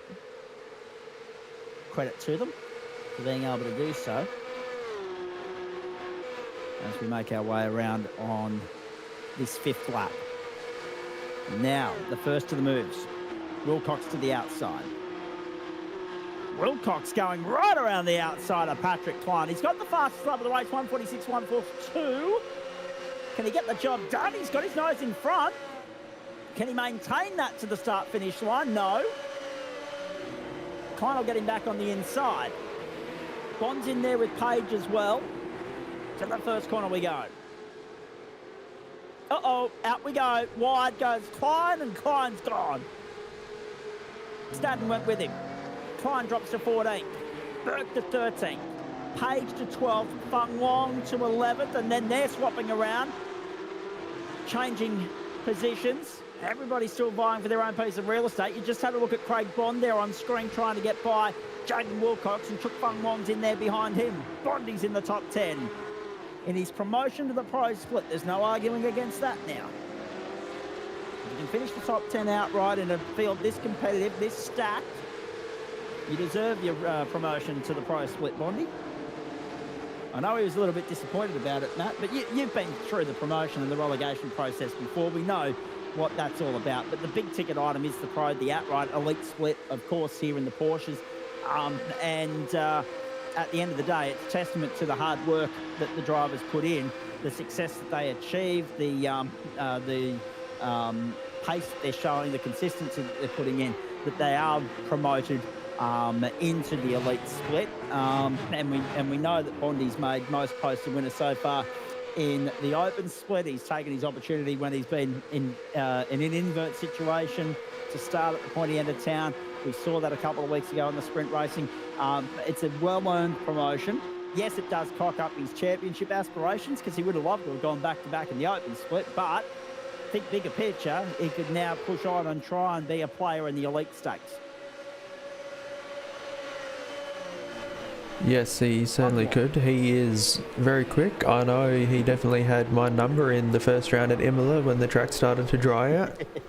Got a very good, big send on me in the second to last corner there and took the win off me, but I was going to run out of fuel anyway, so I wasn't too disappointed.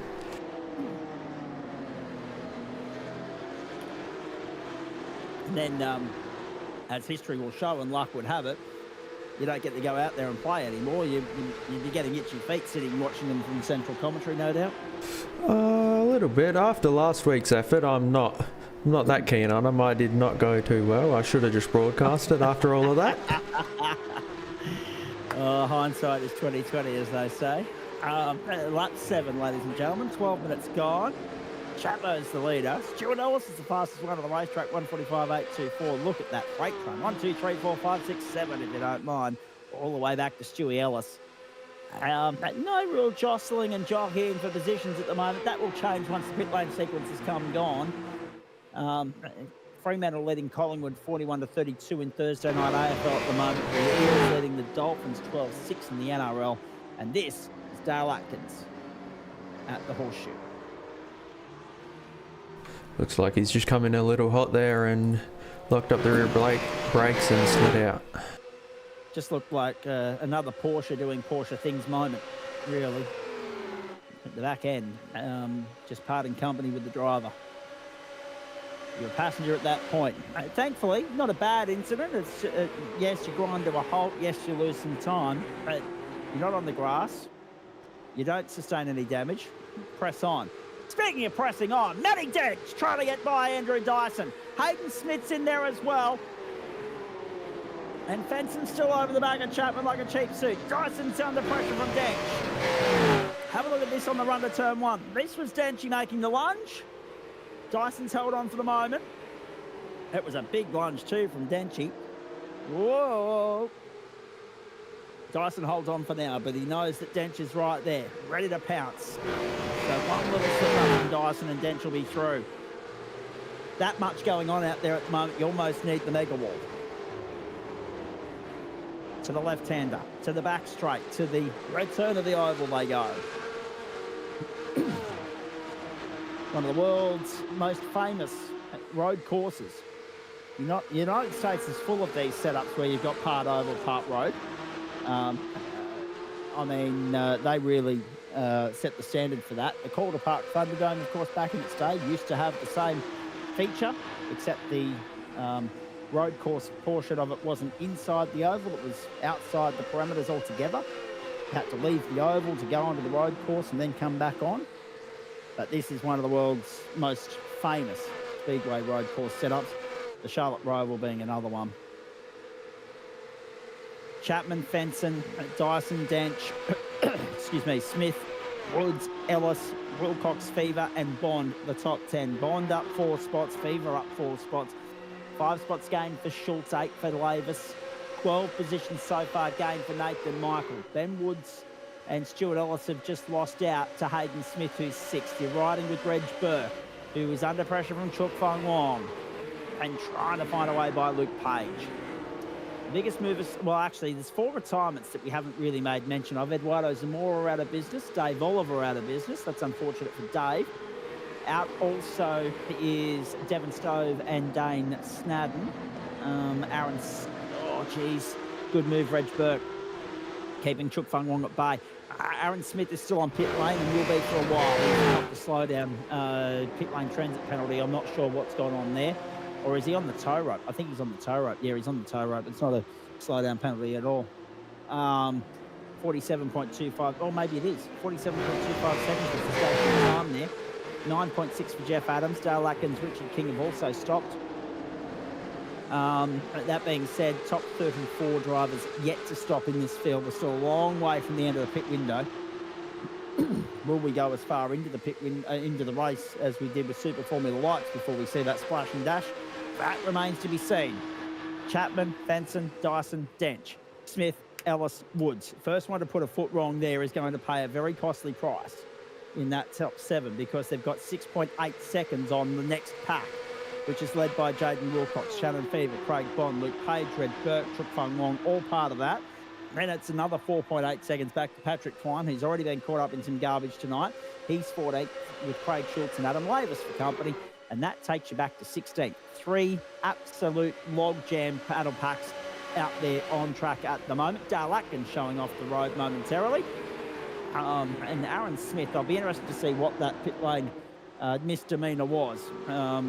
Whether it was a tow rope job or whether it was that he's taken tyres and he wasn't meant to, or whether he's hopped to stop and hold because 47 seconds doesn't add up. Did he speed into pit lane potentially? Oh, he's reversing up pit lane. That might have been what they slugged him for. Oh no, he can't work out where he's going. I reckon that will be it. Reversing up the pit lane. It's all right if you're in your box and you miss it marginally. You know, you've only got to creep back maybe a foot. But when you're backing up 5 metres, racing's probably throwing the book at him. Yes, I've experienced that. It was many moons ago in my first time I got promoted to Pro in GT3. Come in at Interlagos, completely missed my box. I'm like, I'll just throw it in reverse. Did not end well, ended up DQ, I believe. Yep. That'll do it. Something, isn't it funny how this gaming caper works, right? Usually if you start driving around the wrong way, they throw the black flag at you.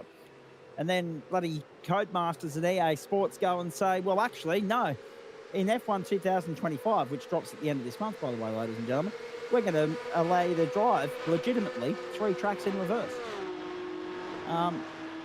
So what sort of a message is that sending? I'm not terribly sure. I'll be interested to trial it and see how it works, though, I must say. The tricky part for me is working out where you're going to be able to fabricate the race in your favour, by which I mean get the safety car you need or get the red flag you need to get yourself back in the race. Chuk Fung Wong 13th in pit lane. First of the leading bunch to really zig while the others zag. Wide at turn 1.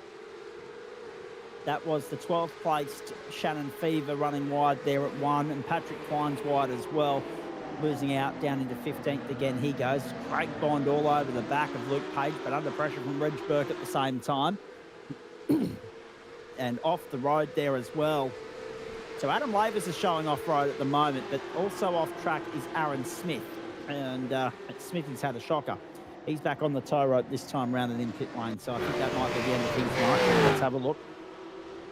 Adam Lavis has bowled it really wide at turn 1. That's a strange one, actually. And see if we can get a better look at it. Great for him. I wouldn't. Oh, hang on. Oh. Bang. Contact gone. See ya.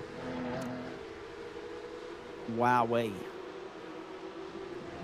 He's just been poleaxed as Adam Lavis. The only thing saving him was the fact that it was a big patch of grass that he was being speared off on into. If that had been any other part of the racetrack, that would have been concrete and curtains. See you later.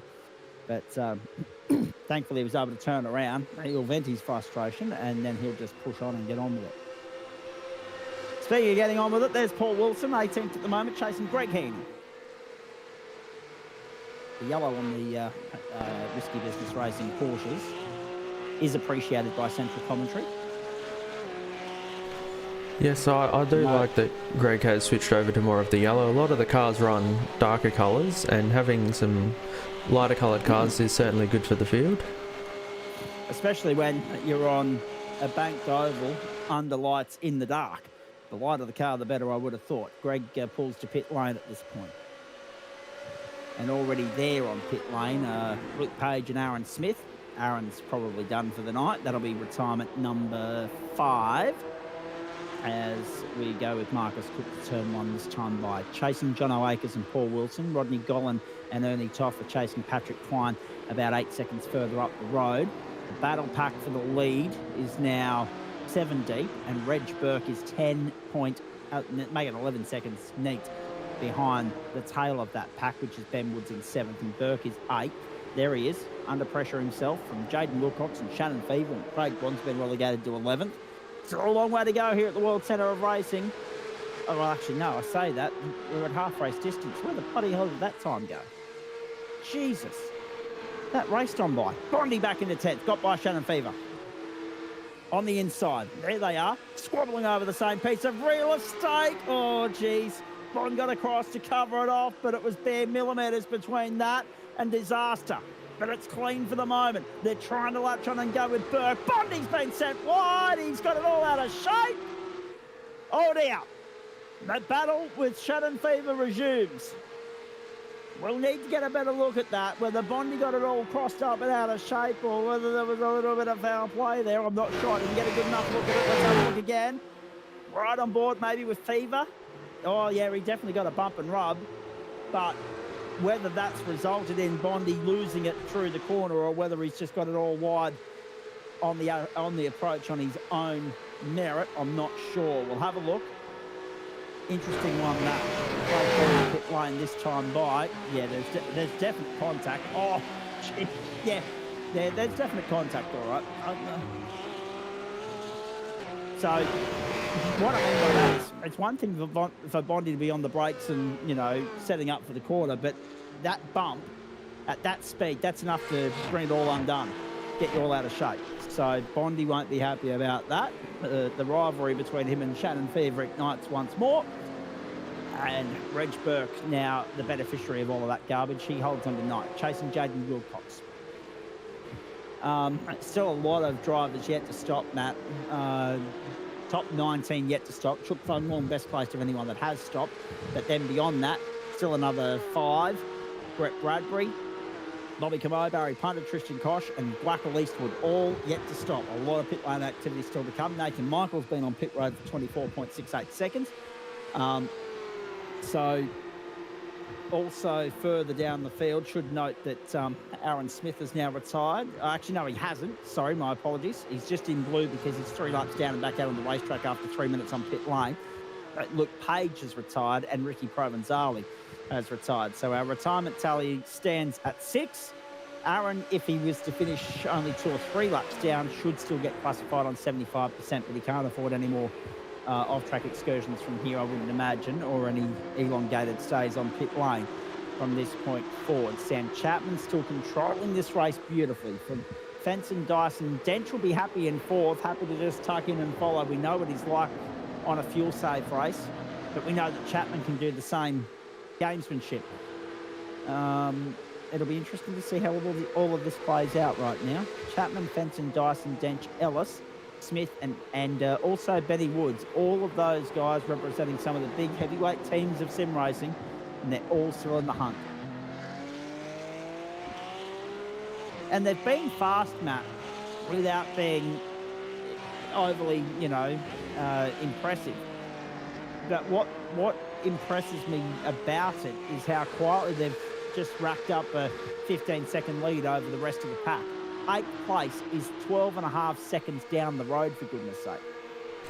Yeah, they are. They've just been chugging along. I did notice when we flicked back to it, they were in that kind of tandem bump drafting setup like they have been for a few laps. They're just kind of being well behaved and staying in line and pulling that lead out. Indeed they are. And they've done it by just going through the motions, not engaging in battle. Tucking in, following the leader, No one's holding anybody up. It's like a smooth run down the M1, which I plan to get in a couple of weeks, but guaranteed not to get on the return trip because I've got to do the return trip in the daylight hours. Back to the main straight, back to the leader. Sam Chapman, what a run from him in the Familiar Esports Porsche. This is good stuff. On to lap 15, 25 minutes gone, 14 laps gone. We're setting up nicely for the final 9 laps of this race or so. I'm wondering whether it'll be 8 or 9. And the only reason I say that is because, well, 8 gets you to 14 minutes. And then you've got to take into consideration the pit lane transit. It's seconds, between getting that 23rd lap and not. And Ben Woods is an indication as to how fast this race is running at the moment and how competitive this pack is and how fast they all are compared to each other. 7th place on the track has the fastest lap of the race, 1:45.442. So it's now a case of when will the gloves come off, by which I mean, when do the games start? Who decides to pit first? Would you be silly to go a lap either side of the rest of your competitors, knowing full well the benefits of the draft and the drag and the slipstream around here, the toe? But then again, how often have we seen the undercut or the overcut, conversely, work for any number of these drivers? The guy I'm watching is there, 5th place Matty Dench. Yes, he's just lost out to Stewie Ellis, but we know the games that he can play and play very well. No one tempted to go to pit lane first time by. Hello to everybody there. I apologise. I haven't seen your comments until just now. So hello Andrew Neal. Hello Brad. Hello. That's Brad Radu. Hello Chris Stark. Good to have you guys on board. Nice to have you on a Thursday night. 13 minutes to go here. So yeah, I think we get 23 laps. 1:45. So we're only in the 45.9. So we're high 45s, like 46s. But if we're going on 45s, 2 is 3:30. 2 on that is 7, and 2 on 7 is 14, which means 8 laps, 14 minutes. We started that 15th lap well before the 26 minutes started. So I just get that 15th lap. So I just get the feeling that we will be going into overtime and going to 23 laps. I'm happy to be proven wrong once we've seen the pit lane transit play out, because that will be the defining decisive factor here. And the reason for that is we can start that last lap anywhere up to 39 minutes and 58 seconds, I reckon, and go a minute and a half, etc., into overtime if needed. So it all depends on the pit lane transit and how much time is left on the clock when they get back to the line and see the white flag. But based on numbers, we should. Oh, that's John Akers bowling it wide at turn 1 and getting it all out of shape. In comes Stuart Ellis. So Stuart's the first. Stuart is the first to peel off and transit the lane. Everybody else plays on. Dench goes back to 4th behind Andrew Dyson, so that battle gets a chance to reignite. Lap traffic now playing its part and compromising Andrew Dyson on the run through, and Dench off the outside. Can't get it done. Dyson holds onto the inside. Smith and Woods have been boxed out of it by lap traffic, who are still playing a role.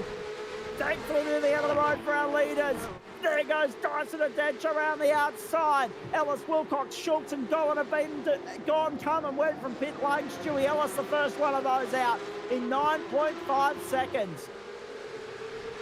And that's the other thing as well, the transit of the lane. A little bit of a longer lane than what we have the Nürburgring, a little bit of a longer stop and hold as well. It was only 4 to 5 seconds for Super Formula Lights. We're working with the same numbers, folks. Pit lane transit, the difference here. By my maths, yeah, it's going to be touch and go as to whether we get a 23rd lap or whether we're settling for 22.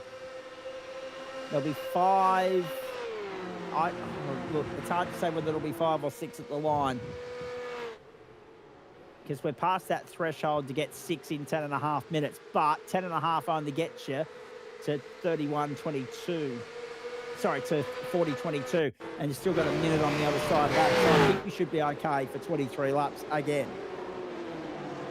Off goes Shannon Fever, and Craig Bond will be able to say that's a little bit of karma for you, son. Bondi himself resumed in 18th place and has been stuck behind Paul Wilson for the last couple of laps. So certainly not the result Bondi would have been hoping for there. Still Adam Lavis and Shannon Fever and Patrick Klein and Reg Burke to stop. And then this lead 7. Patrick Klein to pit lane now. The lead 7, 18 seconds clear of Reg Burke, who is in the lead 6, I should say. 18 seconds clear of Reg Burke, who is a very lonely 7th at the moment. Yeah, Reg is doing... Yes, that's what I was about to say. He's doing very well, up to 7th, leader of the open split, and plenty of cars in between him and the next open car. That there are. That there are. When do the leaders come to pit lane? Let's wait and see. Ben Woods likes milk. Oh, jeez. It's not Indianapolis, and it's not IndyCar, and it's not the last Sunday of May. We're not going there just yet. We're not going there just yet. Hello, Bradley Ratu. Good to have you on board. I'm assuming it's Ratu because it's Brad Rat, the YouTube handle. So I'm going to take a stab.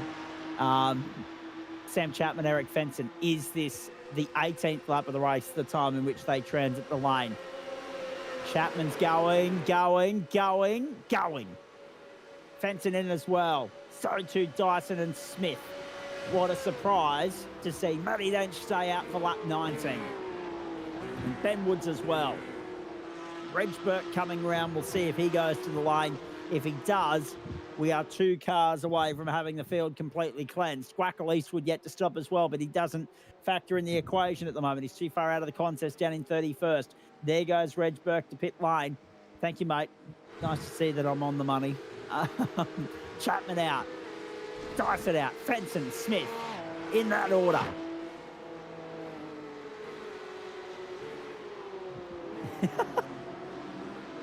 Oh, jeez. Jack O'Donnell just putting a drive-by on his mate Bradley Ratu. Good to see Tyson Broad, and good to see Ryan Campbell still jumping in to have a chat as well. I could imagine the banter over there would be nice and rife. We haven't seen all of it, obviously. That might not necessarily be a bad thing, quite frankly. Hello, boys. Good to have you all tuning in too. What's a compelling end in store for us here in round 4 of the Bowens Porsche Cup? Looks like Dyson... Busy period of Porsche Cup racing, no doubt about that. Go for it, Matt. It looks like Dyson may have jumped Fenton in the pits here. He was behind as far as I remember. Yeah, you're right. You're 100% right. Now, that's what I mean about the gloves coming off. It has to happen eventually. That duel has to ignite at some point, because it's one thing to get to the pit stop cleanly, safely, calmly. Then, you know, the whips are cracking now. The Dench and Woods to pit lane too, by the way, so keep an eye on that if we can. But there are the 3 effective leaders on the back straight. Dench has that fancy drip feed system. No, it wouldn't surprise me. It wouldn't surprise me if Denchi's just been able to play the game and stay there on the toe of the pack and save a few millilitres, as he usually does along the way. He's out. He's on his way. So now it's a case of when he gets out and he's ahead of the pack. Oh, have a look at Dench. The Dench Masterclass yet again at the World Centre of Racing. There are the leaders coming into view now. Through they go. Dyson's got by Chapman whilst we've been watching. Dench leave the lane and over the top of everybody. Dench is the new leader at Daytona. We saw that coming a mile away.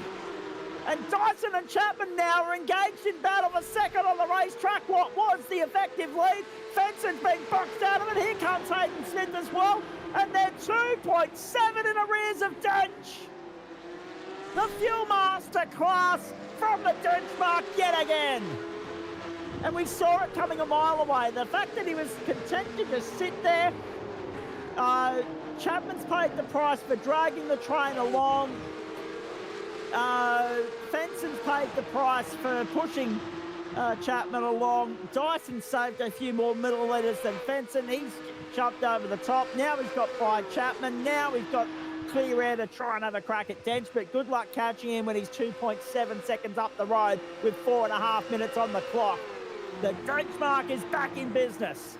It's been a while, but that was masterstroke stuff. We knew that he would be up to his usual tricks. He's too good and too skilled, too pacey in these things to just sit there and mind his own business. But he's played the game so well. He's just maintained the pace. He stayed within striking distance. He saved the fuel as a result. And bingo, up to the top of the timesheets, 2.7 of the good, as the rest of them are now left to squabble for the minors. And unfortunately for them, because it's a four-way fight for second, and now the gloves are off, and now, you know, the onus is on them. Oh, look at that big dive down the inside. Fenson! 3 wide through turn 1. Fenson got through. Dyson's there with him. Side by side we go. And up the outside now goes Smith. And Chapman's in there in the thick of it as well. And Smith up his outside.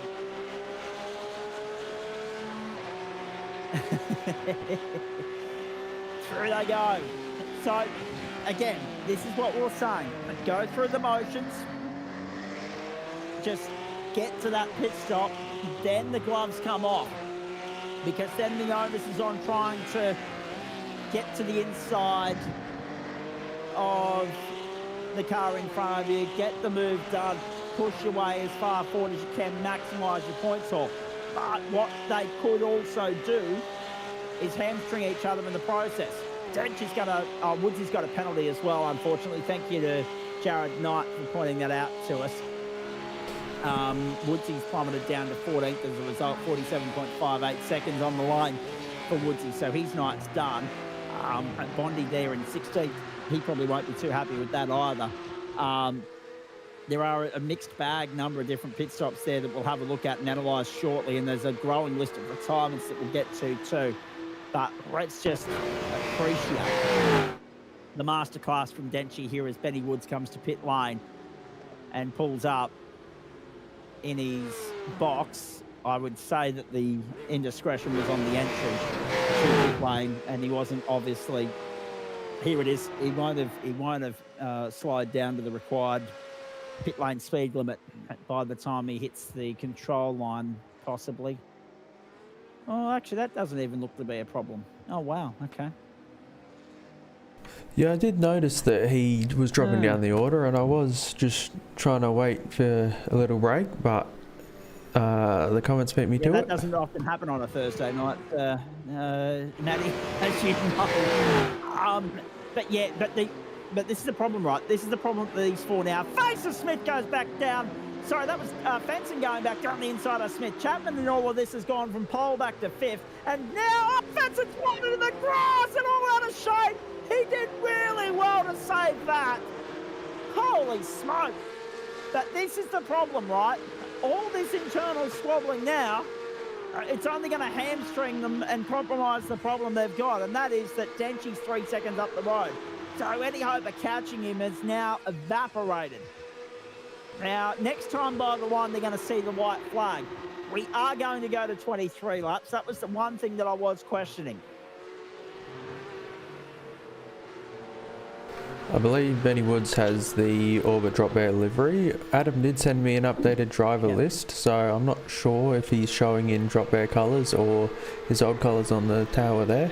Yeah, he's showing in drop bear colours on the screen, but his timing screen is showing in one performance still. So that will be another change that we need to administer over the course of the next week. White flag in the air. One more time around. We got there with 25 seconds on the clock. We'll go a minute and a quarter into overtime. And the benchmark is going to be back in business in the Bowens Porsche Cup. A late arrival to the series this season, Matty Dench in 15th, first and third 2 weeks ago at Road Atlanta. Didn't race rounds 1 and 3, only popping up for the odd cameo here and there. But what a start performance this has been from the 10-time Porsche Cup champion. Oh, how good. And this battle for second is still on. Can Andrew Dyson hold on? Can Hayden Smith find a way by? Chapman's got back by Benson for fourth. Is there a podium opportunity still there for the taking for Chapo? One mistake from Smith or Dyson, you reckon he'd gobble it up? But any hope of catching Dench evaporated straight after that pit lane sequence. For him to go into the lane, not as, well, into the pit lane window in about 6th position. He was first, of course, when he got to the pit stop because he did the extra lap on everybody. And that's the gap they've got then back to Reg Burke and the likes, ladies and gentlemen. Some of the gaps tonight are astronomical. But the interesting thing for mine, as we see the white flag fly, Denchi didn't lead this thing until that first lap after Dyson, Smith, Chapman and Fenton all went to pit lane. They went on at 18. Denchi stopped lap 19. He led lap 19. He's led every step of the rest of the road, and that is the reward for him. Main straight, checkered flag, victory at the World Centre of Racing. He's second win of the campaign in the Bowens Porsche Cup. Dench got the job done. Dyson held off Smith, Chapman and Fenton. In photos for third and fourth, 1:45, 1:08 for Eric Fenton, the fastest over the race on the run to the line. But Denchi controlled that beautifully and did so without controlling it necessarily, because he just sat in behind and played the long game. He let Chapman do the heavy lifting early on. So too Fenton, so too Dyson, so too Smith, all ahead of him. They let him do. They let him just sit there, tuck in and follow. They just were lured into the trap of Dench gamesmanship and fell for it, hook, line and sinker.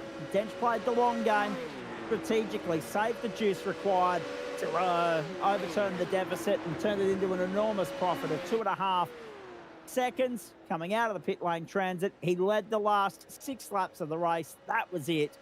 And Denchi has done it again to win at the World Centre of Racing, the Daytona International Speedway, and round 4 of the Bowens Porsche Cup. Hello, Jim Johns. I hope Dench's daddy is happy. Well, I reckon Dave will be very, very, very happy with what he's seen there. An approval of that performance, no doubt, following from, and also you've already said a well done there from Veronica as well. This will be the photo for 2nd, 3rd, 4th and 5th, I think you'll find, ladies and gentlemen. Oh, is that it? Oh, jeez. Yes, that's what I'm trying. I was just looking for that. Wow. Let's see what we can do. Photos all round. 0.22 of a second of those 4 at the end, ladies and gentlemen. Dyson, Smith, Chapman and Fenton. And you're about to see on your screen just what that looks like in slow-mo, let alone real time. Wow,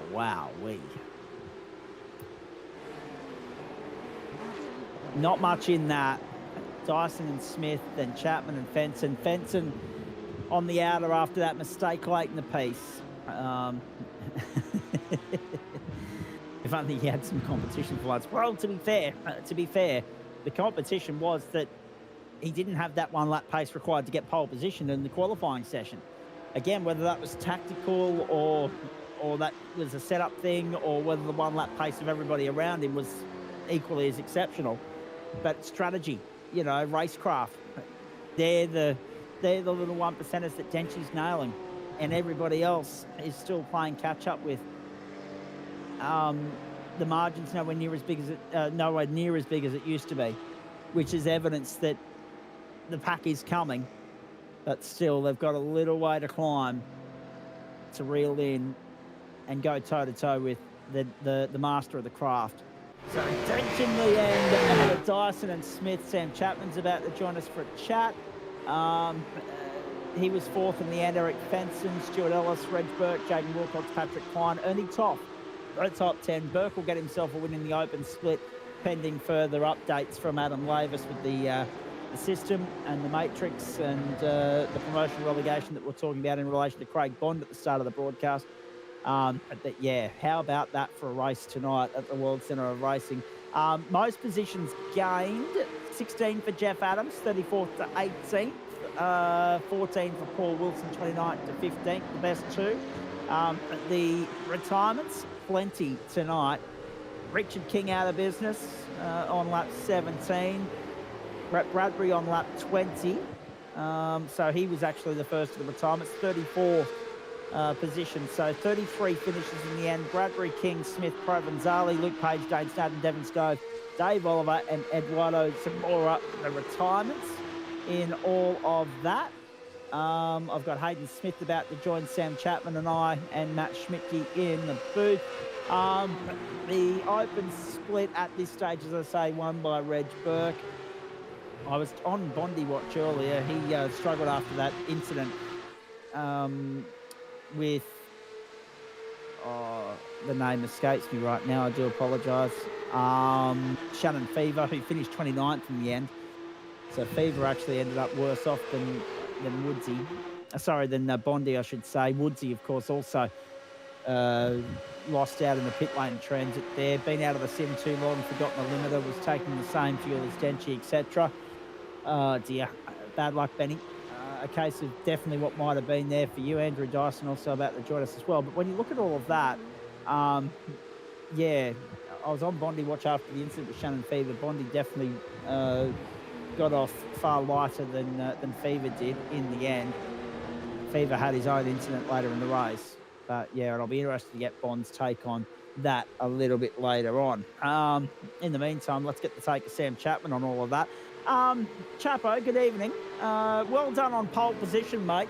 Always going to be hard around here to drag the pack along and prevail with victory. We know that there would have been a little bit of juice saving going along the way there for you. But, I mean, when the benchmark is part of the train that's reaping the benefit of you leading it, it was always going to be hard to stop him tonight. Oh, yeah, I think from the get-go I knew I was screwed that when he was still in train. It's such a, tow, fuel-saving sort of circuit. You can get, a second ahead and, it's irrelevant through that back sector. So, yeah, I mean, it's, disappointing that he got ahead and disappointing the others sort of ended up, getting me in the biff and barge towards the end there. But, pretty encouraged because I had, good pace tonight and was right up there with the top guys. And I think, without that fuel save, would have been able to fight for it properly, which, isn't always the case in the Porsche. So I'll take that. I'm just trying to establish whether there's a little bit of love or a little bit of angst or a little bit of, I don't know what's going on there from Jim Johns in the direction of Orbit Drop Bear Motorsport, whether there's a little bit of love or a little bit of animosity. I'm trying to work that one out. Bondi's about to join us. Reg Burke has jumped in for a chat as well. And we've got Sam Chapman here at the moment. Mate, you must be happy with the one-lap pace that you were able to exert to get pole position in the first place. What about the closing stages, that scrap? Because that looked like awesome fun with Daiso, with Smithy. We're about to hear from both of those. And also, of course, Eric Fenson, your teammate, essentially by association. The Entropy Stable, of course, the cousin of Vermilion, as you've mentioned before. He bowling it wide there at the second of the horseshoes was the difference between probably third and fifth for him. Yeah, it was, and he did a really good job tonight, and really, it was helpful throughout the entire race, bumping me along, and I guess not fighting it. In some ways, it would have been good for him to overtake me, so that I could save a little bit of juice and have a chance against Denchi. But no, he was really good this race, and worked well together. I just jumped in the Discord afterwards and thanked him because that was good. And yeah, that closing phase, it was good fun. It was a good proper race, all fair. Just frustrating. I couldn't quite get it done there in the end. Once you're in that pack, it was it was fairly difficult, and I knew.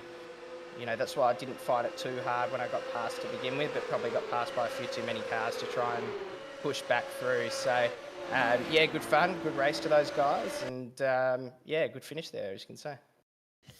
Indeed. I'm just going to break in to give you an update as well. I'm not sure whether you're following this, Chabo, or not, but I've opened up Facebook after the race here. The first thing I've seen, black smoke is again pouring out of the Sistine Chapel chimney. So no Pope has been elected on the second of 3 ballots of the conclave, which is a new leader of the Catholic Church, for those of you that have been following along with that. There's the difference between second and fifth, ladies and gentlemen, essentially. That was it. That's the photo right there. Well done, Matt Schmidtke. You've found that. Wow. Bare car lengths between second and fifth there. Dyson edging out Smith in a photo, 200ths of a second, and then a tenth back to Chapo, who held off Fenton by 600ths of a second. And there you go. That's the difference between second and fifth at the World Centre of Racing, which again just further highlights, Chapo, the competitiveness of Porsche Cup at the moment. Yeah, absolutely. It's been super competitive for the last few seasons, and even if there's a few competitive guys that jump in and out, those being Denchi and Lazarus and that sort of thing. But that there is this core group as well that are super competitive up front and have really good pace and race really well. So it's a good place to be. It's one of those series where usually I like to be on the podium, but a top 4, top 5 I'll take in this case, and we'll go on to the next one. 3 weeks of sprint racing ahead of us, mate. I think we're all excited about that. Round 8, we go around the Nordschleife for an hour. We've got a 40-minute sprint around Mount Panorama in week 9 and super sprint racing from Sandown week 10. But the next 3 weeks, sprint racing, how good's this going to be? Red Bull Ring, always a favourite. Interlagos, always a favourite. And then Watkins Glen Cup, also always a favourite. Those next 3 weeks, cutthroat racing in Porsche Cup, especially when you take the invert into consideration, and the necessity to get the elbows out, which, again, we didn't see too much of the elbows out stuff until after the pit sequence tonight. That all changes next week. Yeah, absolutely. I mean, it's never smart to get your elbows out early on round here, and I guess that top sort of 6 crew, they're pretty experienced in the art, so they knew that as long as I wasn't too slow up front and was getting pushed along, that it wouldn't make any sense for them to fight until after the pit stops. I was pretty glad that we came out actually ahead of everyone but Denchi in the pit stops. But yeah, that's that. And then, yes, of course, fire up for sprint rounds.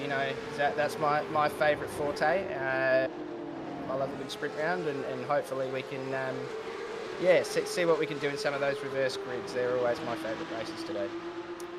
Indeed, looking forward to seeing what comes of the next 3 weeks in the Porsche Cup, mate.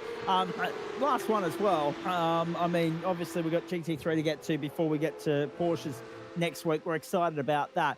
But as far as the rest of the stable's concerned, mate, I mean, to have you and Eric so close up there with the rest of the top 5, yep, it's clear that when Corey Lazarus is here and when Denchi's here, they're the target. But the rest of the pack, there's bare inches separating them at the moment. It's extraordinary to think that every time we turn up here, it's one thing to have a form guide. It's another thing for the race to, somewhat reflect the form guide. Very rarely is that the case anymore. Yeah, it is. It's such a jumble up there because there are so many, quick guys. I mean, you've got the form guide for the wins sometimes. You've got Denchi, that with that, well, just with that fuel strap really tonight, that was what got him over the line. It's good there. And then obviously, some of those ESS boys are doing pretty well. They're very good with the Porsches, so it'll be good to work with them a little bit more. I've often been a bit of a solo operator in a lot of series, given a lack of teammates in these sort of series. So it's good to have a few hanging around. And obviously in the GT3 we're fairly competitive. We struggled with the McLaren in the rain last week very clearly, but hopefully we'll be back out in force at Le Mans. Indeed. Looking forward to that. Yeah, good luck to everybody in that chat thread right now. Just have at it for yourselves. I'm not engaging with that for the next short while. It's getting sillier as the night goes on. But also, folks, if you're a Parramatta supporter, your woes continue. The Dolphins 20-16 winners tonight and Thursday night NRL. AFL just into the third quarter update from there a little bit later on. What else is keeping you busy over the next few days before we reconvene, Chapo? Any sim racing outside the platforms of the GSRC between now and Monday night?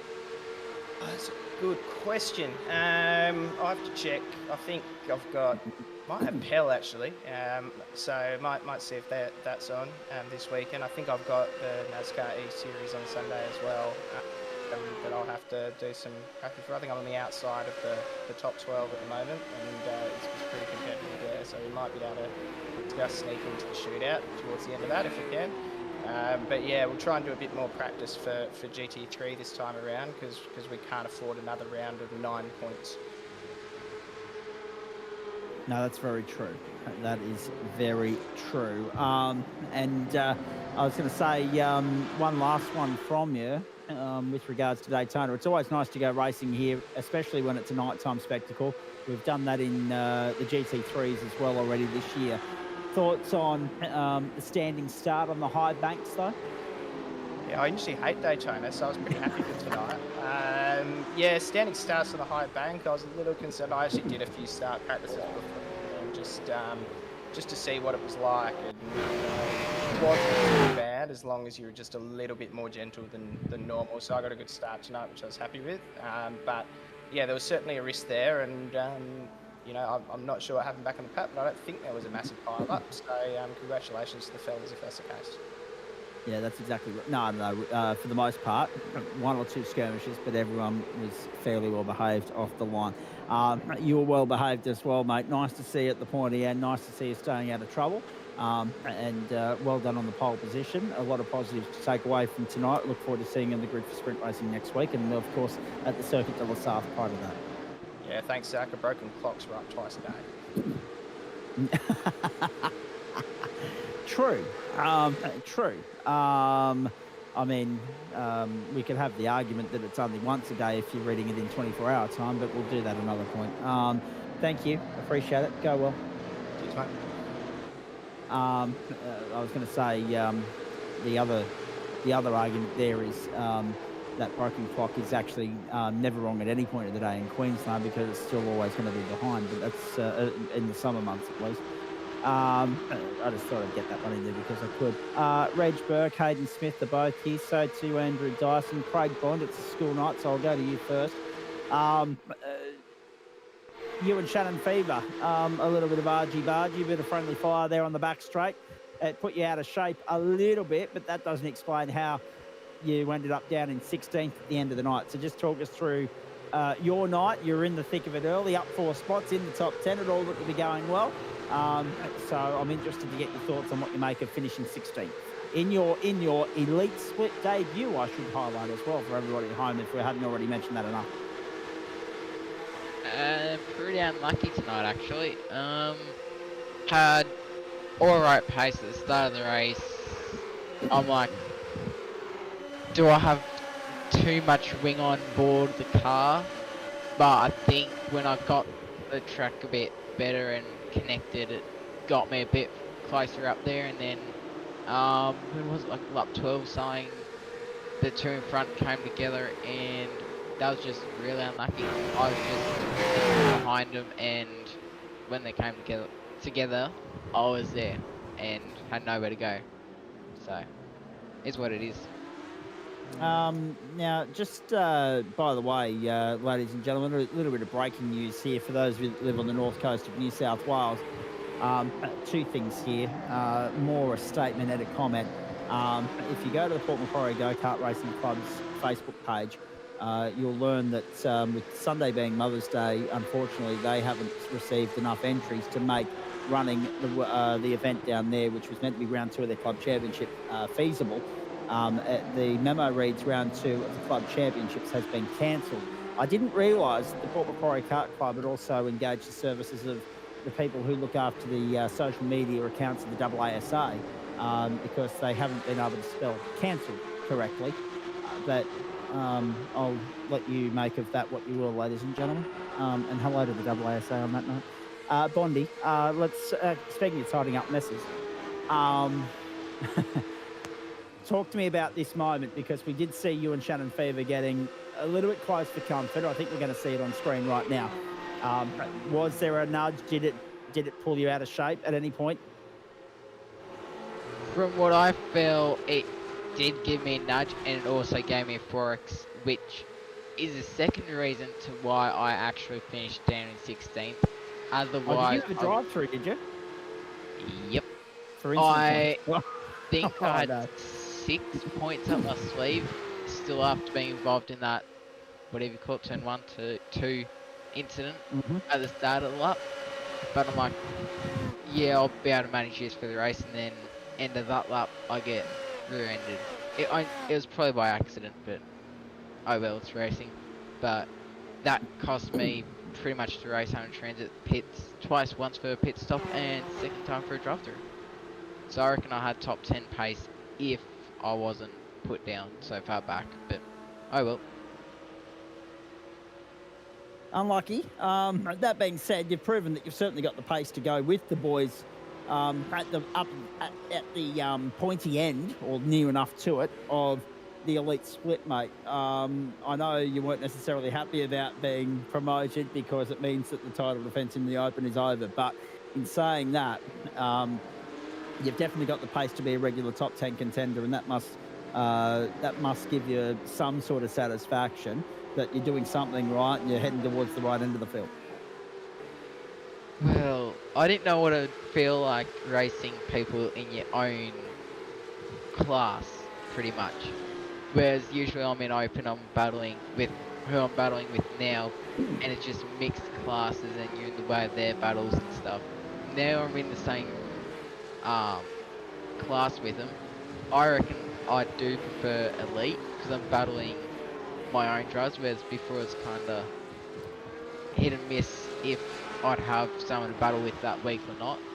And at least we've got competition now, and it's going to improve me hopefully as a driver. So hopefully we can find some more pace and I can get through it. And on that subject, mate, speaking of pace and speaking of getting through things, it would seem as though some comments that you made the other night were a little bit misconstrued. So let's tidy that up. You are going racing this weekend. You are off to the Wagga Kart Racing Club. We say hello to everyone down there in the River Arena. I'm looking forward to seeing how you fare, because there'll be a lot of eyes on you this weekend, because there was some comments made by you the other night with regards to this weekend, and they weren't necessarily sure if you were being complimentary or negative. So I want you to tidy that up for me. And I feel as though I've opened up a nice enough door there for you to do that, rather than just sweeping it for you. So I'll let you, with your dustpan and brush, go and do some sweeping right now. Talk us through this weekend and the fact that you are going racing at the Wagga Kart Club and what you're expecting in terms of personal results there.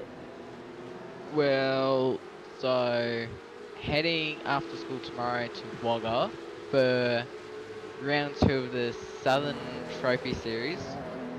There's 8 in my class, and there's 8 in my class this weekend, and there's also some Mother's Day thing on the Saturday afternoon after racing, a little competition between them, and a dinner that night as well.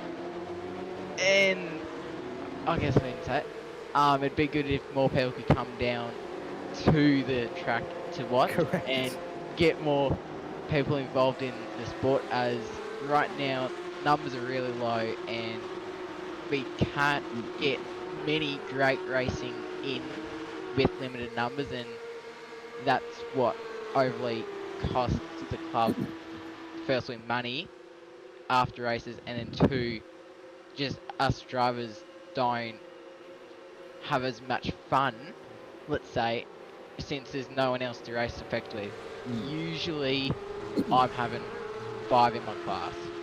on Yeah. a standard club day, which is very low numbers compared to somewhere like The grid of the GSRC at the moment. I'm trying to think of track. Let's say can't say that track. I'm trying to think of tracks. Either way, some tracks get 10 plus for a club day, and we Yeah. currently have not many. And on the Saturday night, there's a raffle Yeah. if people come down, which Yeah. is $5 a ticket, Yeah. and there's first place prize is a used supercar tyre on a rim. Okay. Second place is a $100 fuel voucher Right. for $100 fuel voucher, and third place is a free entry to the next club day, or I think any club day they're choosing this year. So Okay. it'd be good if people can come down and support the club. $100 fuel voucher for, well, either your car or your go-kart or your lawnmower, who cares? It's $100 of fuel, and it goes a long way, especially now that we don't get the 25 cents off a litre because we elected the Labor government, not the Liberal. But anyway, Bondi, the other thing as well is, whether it's your favourite track or not, the point is that they put on a good show. I was there last year, as you know, for the New South Wales Karting Championship when they were under the Karting New South Wales banner, not Karting Australia New South Wales. They put on a good show. There are a bunch of lovely people that run the club down there, and Wagga's a lovely part of the world to go and have a look at.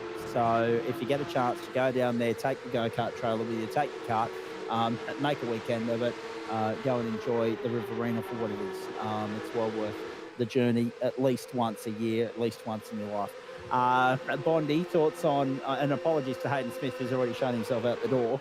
We've got Andrew Dyson and Reg Burke standing by. We'll get to those guys in just a tick.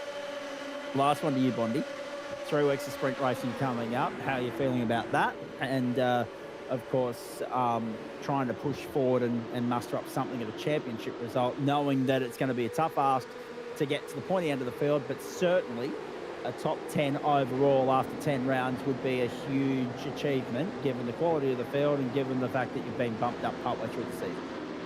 You know how I feel about sprint rounds, Zach. Really looking forward to 3 sprint rounds. Makes up for my I'm a fussy driver. Missing not doing sprint rounds since they're my favourite. So Okay. I enjoy the reverse grids, as if you don't get your quality lap together, like I kind of missed out on tonight, you have a chance in the second race and stuff. So see what you make of it. So that'll be good 3 weeks coming up, and I think I'm hoping for the next 3 Thursdays. Right, very nicely done. Good to catch up with you as always, mate. Thank you. Good luck over the weekend. I think you're going to need it because there'll be a few eyes on you, no doubt, just to see whether your performance in the sim rig is backed up and reflected on the real world side of things, whether you can back up what you do here and apply it to the real world in the kart, even though, whether you like the circuit or not, you've got the pace, you're a good little steerer, and irrespective of the size of the field, you've got to be in it to win it. So hopefully you can. We'll get a race report from you on Monday night. Go well. Just had some rain. And if anyone's interested in coming down, racing starts at 10 a.m. Saturday. If And 9 a.m. on Sunday. Yeah. You know time's better than me. I did see the memo from the club earlier in the day, so it does help. Yeah. Good luck, my friend. Go well. Chat Monday. Rightio. Thank you. That's obviously after I see all the Snapchats in between time. There he is, Craig Bond. Andrew Dyson and Reg Burke. Dyso, well done. Solid showing throughout the course of the night. I mean, Super Formula Light. That was a good little race there at the Nürburgring. A real hard fight, slog really, to hold on to 4th in the end in a minor placings battle at the end of a grueling 40 minutes around there. So firstly, get your thoughts on that. And then secondly, geez, how hard did you have to work for second in a show that was originally being owned by Chapman and Fenton and ended up being owned by Matty Dench. But it was a really nice fight there in the closing stages to push your way up forward through the pit strategy and other things to get second there, mate. So 2 top 5 finishes, 80 minutes of racing, 2 iconic circuits. Good night out. Yeah, it was, man. I was just saying to the boys how, actually had a couple good clean races tonight. Didn't qualify great in the Super Formulas, but ended up working out during the race and went pretty well. It's funny, a couple of weeks back I actually said these Super Formulas are garbage. I'm never racing them again. But I gave them another couple of goes, and they're actually a bit of fun. Ended up having a surprise little battle there with, I think it was Seb at the end of the race. I think he might have had a longer pit stop or something happened. I don't really know how I ended up near him or how we ended up in the battle with myself and I think it was Aaron. But that was fun. That was cool. That was a good surprise to be amongst it, make up some spots, and then this race, to be honest, was actually probably a bit easier for the most part because you're just sort of cruising around. There's a lot of tow. Yeah. You can be like within a second or a second and a half, even 2 seconds, and you're still getting a bit of a sniff of draft. So you probably don't have to work as hard in these cars at this track, or any cars at this track really, to keep up with the pack. So that made it a bit easier until you get to the last few laps. Then there's a bit of like gamesmanship positioning and stuff going on and all the rest of it. But it was good. Had a good little bit of door-to-door stuff and no echoes. No one went flying off the road. So it was good. I was going to say, Eric Fenton had a monster moment there with a couple of laps to go. Got it all crossed up in the grass. Did well not to lose it and get it back on the track, but had to settle for 50 in the end there. But it seemed as though, and Chapo elaborated on this a few moments ago, mate, it seemed as though everyone had the same game plan. Tuck in, follow the leader, get to the pit stops, and then worry about it. Yeah, that's always the strat when it comes to Daytona. I mean, I don't think there's any car that doesn't have that strat. When there's a pit stop, of course. If there's no pit stop, or that's just everyone just has to go flat out, and then it's more positioning gamesmanship the whole way, rather than sort of sitting back and chilling out sort of business. But I mean, that was definitely my strat. I was probably at the start of the race struggling to keep up a little bit. I wasn't doing a great job of it. A few apexes went sailing off in the opposite direction, and luckily, as I said, you can still get tow from like a second back, so that kept me in it. And managed to work it out well enough that come towards those last couple of laps, I could have like half a second, which was probably the bare minimum you needed coming out of the bus stop to just stay in front of Smith there. But that was a good little run. Indeed. The other thing as well, mate, I mean, when we have a look at what's going on more broadly across the club this season, you must be very impressed with the way in which you've been improving competitively, results-wise, and it's reflected across the board in not just what we're seeing on a Thursday night, but the other disciplines on the other nights of the week as well. Yeah, I think it's just because I've probably got a couple of weeks under my belt in these cars now. Like the Porsches, I haven't raced for a long time. I think that's the third night I've raced in them now. And admittedly, this track's, as long as you get a tow in qualifying, it's reasonably easy to get up there and get amongst it because of how powerful the tow is, and then to stay there with the tow, it's really easy. And then a few other stuff, same thing, like just get a few more laps under your belt and some other things, like the Super Formula. IndyCar, same sort of thing, like you get a few more races and a bit more practice and sort of work it out a bit more, and you find yourself probably a little bit more out of the fun zone and closer towards the serious zone, like 1, 2, 3, 4, 5 sort of spots, which I try to stay out of most of the time, to be honest. Like me and the boys, we joke and say we're trying to be P6 to P15 in the fun zone sort of thing, try to stay out of the serious stuff. But sometimes you wind up at the front with these guys and end up having a bit of a battle, but excuse me. But it's all good. I mean, sometimes you're all up, you work it out, and you end up close to the front. Other times, not so much, and you just have a bit of fun elsewhere in the fun zone. But it's all good. But that's not a bad thing either. I mean, the further up you are, I guess, the more engaged in battle you are, the more broadcast time you and the DPR racing stable get. So it's a glass half empty, glass half full sort of equation there. But what became evident tonight is that even though the pack is slowly but surely, catching Matty Dench in ways, in terms of being able to be competitive with him in qualifying, keep him boxed in during the race. He's still just a cut above when it comes to the tactical side of it and the racecraft side of it, isn't he? Yeah, I think it's probably got to do with how much time you're spending on it. I mean, if you know exactly how much fuel you're using in the race and how much fuel versus how much fuel you're using on a flat-out lap, you can be bang on with your fuel numbers and all the rest of it. Admittedly, I probably could have gone another lap myself, but I really needed a tour guide into the pits to know where I was going to be. But even with that, I wasn't doing a great job with fuel saving, so I wasn't going to go with him. And I'm surprised a couple of the other guys didn't actually save enough fuel to go with him either. I mean, but I guess, again, it depends on how much sort of time and effort you're putting into this sort of thing, and you know, that can make a pretty big difference. But for me, I personally I just want to roll up and see where I end up. That's more part of the fun for me, and the satisfaction at the end of it is having a good result, having just sort of worked it out on the fly. And yeah, like I said, one of these tracks like this one, they're pretty easy. So, but yeah, I mean, if we go to another track like, I don't know, pick any old track, Motegi or something, like, I'm not going to be anywhere near those guys, because I'm just sort of, you know, those tracks are way more difficult to work it out, you know, in like, you know, half an hour, 20 minutes or so. But like I said, you end up in the fun zone, have some good races anyway. When do we see you next on the grid, mate? And what are your thoughts as we head towards week 5, the halfway point of the season, and particularly in the Porsches at least? We've got sprint racing next 3 weeks, and of course in Super Formula Light, it's also sprint racing next Thursday night, which will be fantastic. The Algarve International Circuit. What are you thinking about the pair of those?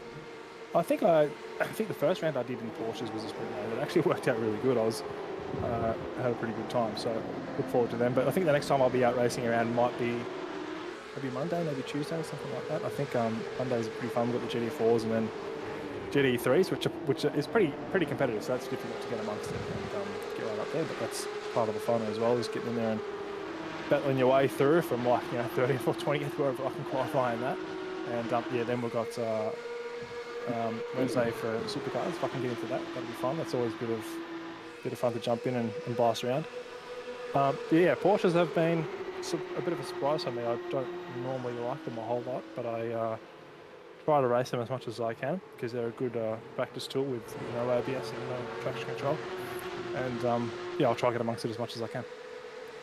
All right, mate, and of course we look forward to seeing what you bring to the table. Already a race win to your name in GT4 this season. That'll be the next up assignment. So whilst you're here, it'll be remiss of me not to ask you what you're thinking going into Monday night, again, midway point of the term, and again, Algarve. So you're going to get very well acquainted with the Portuguese circuit next week. Yeah, a bit like we're at Atlanta this week. There was a couple of runs there as well, yes. Which I wasn't expecting.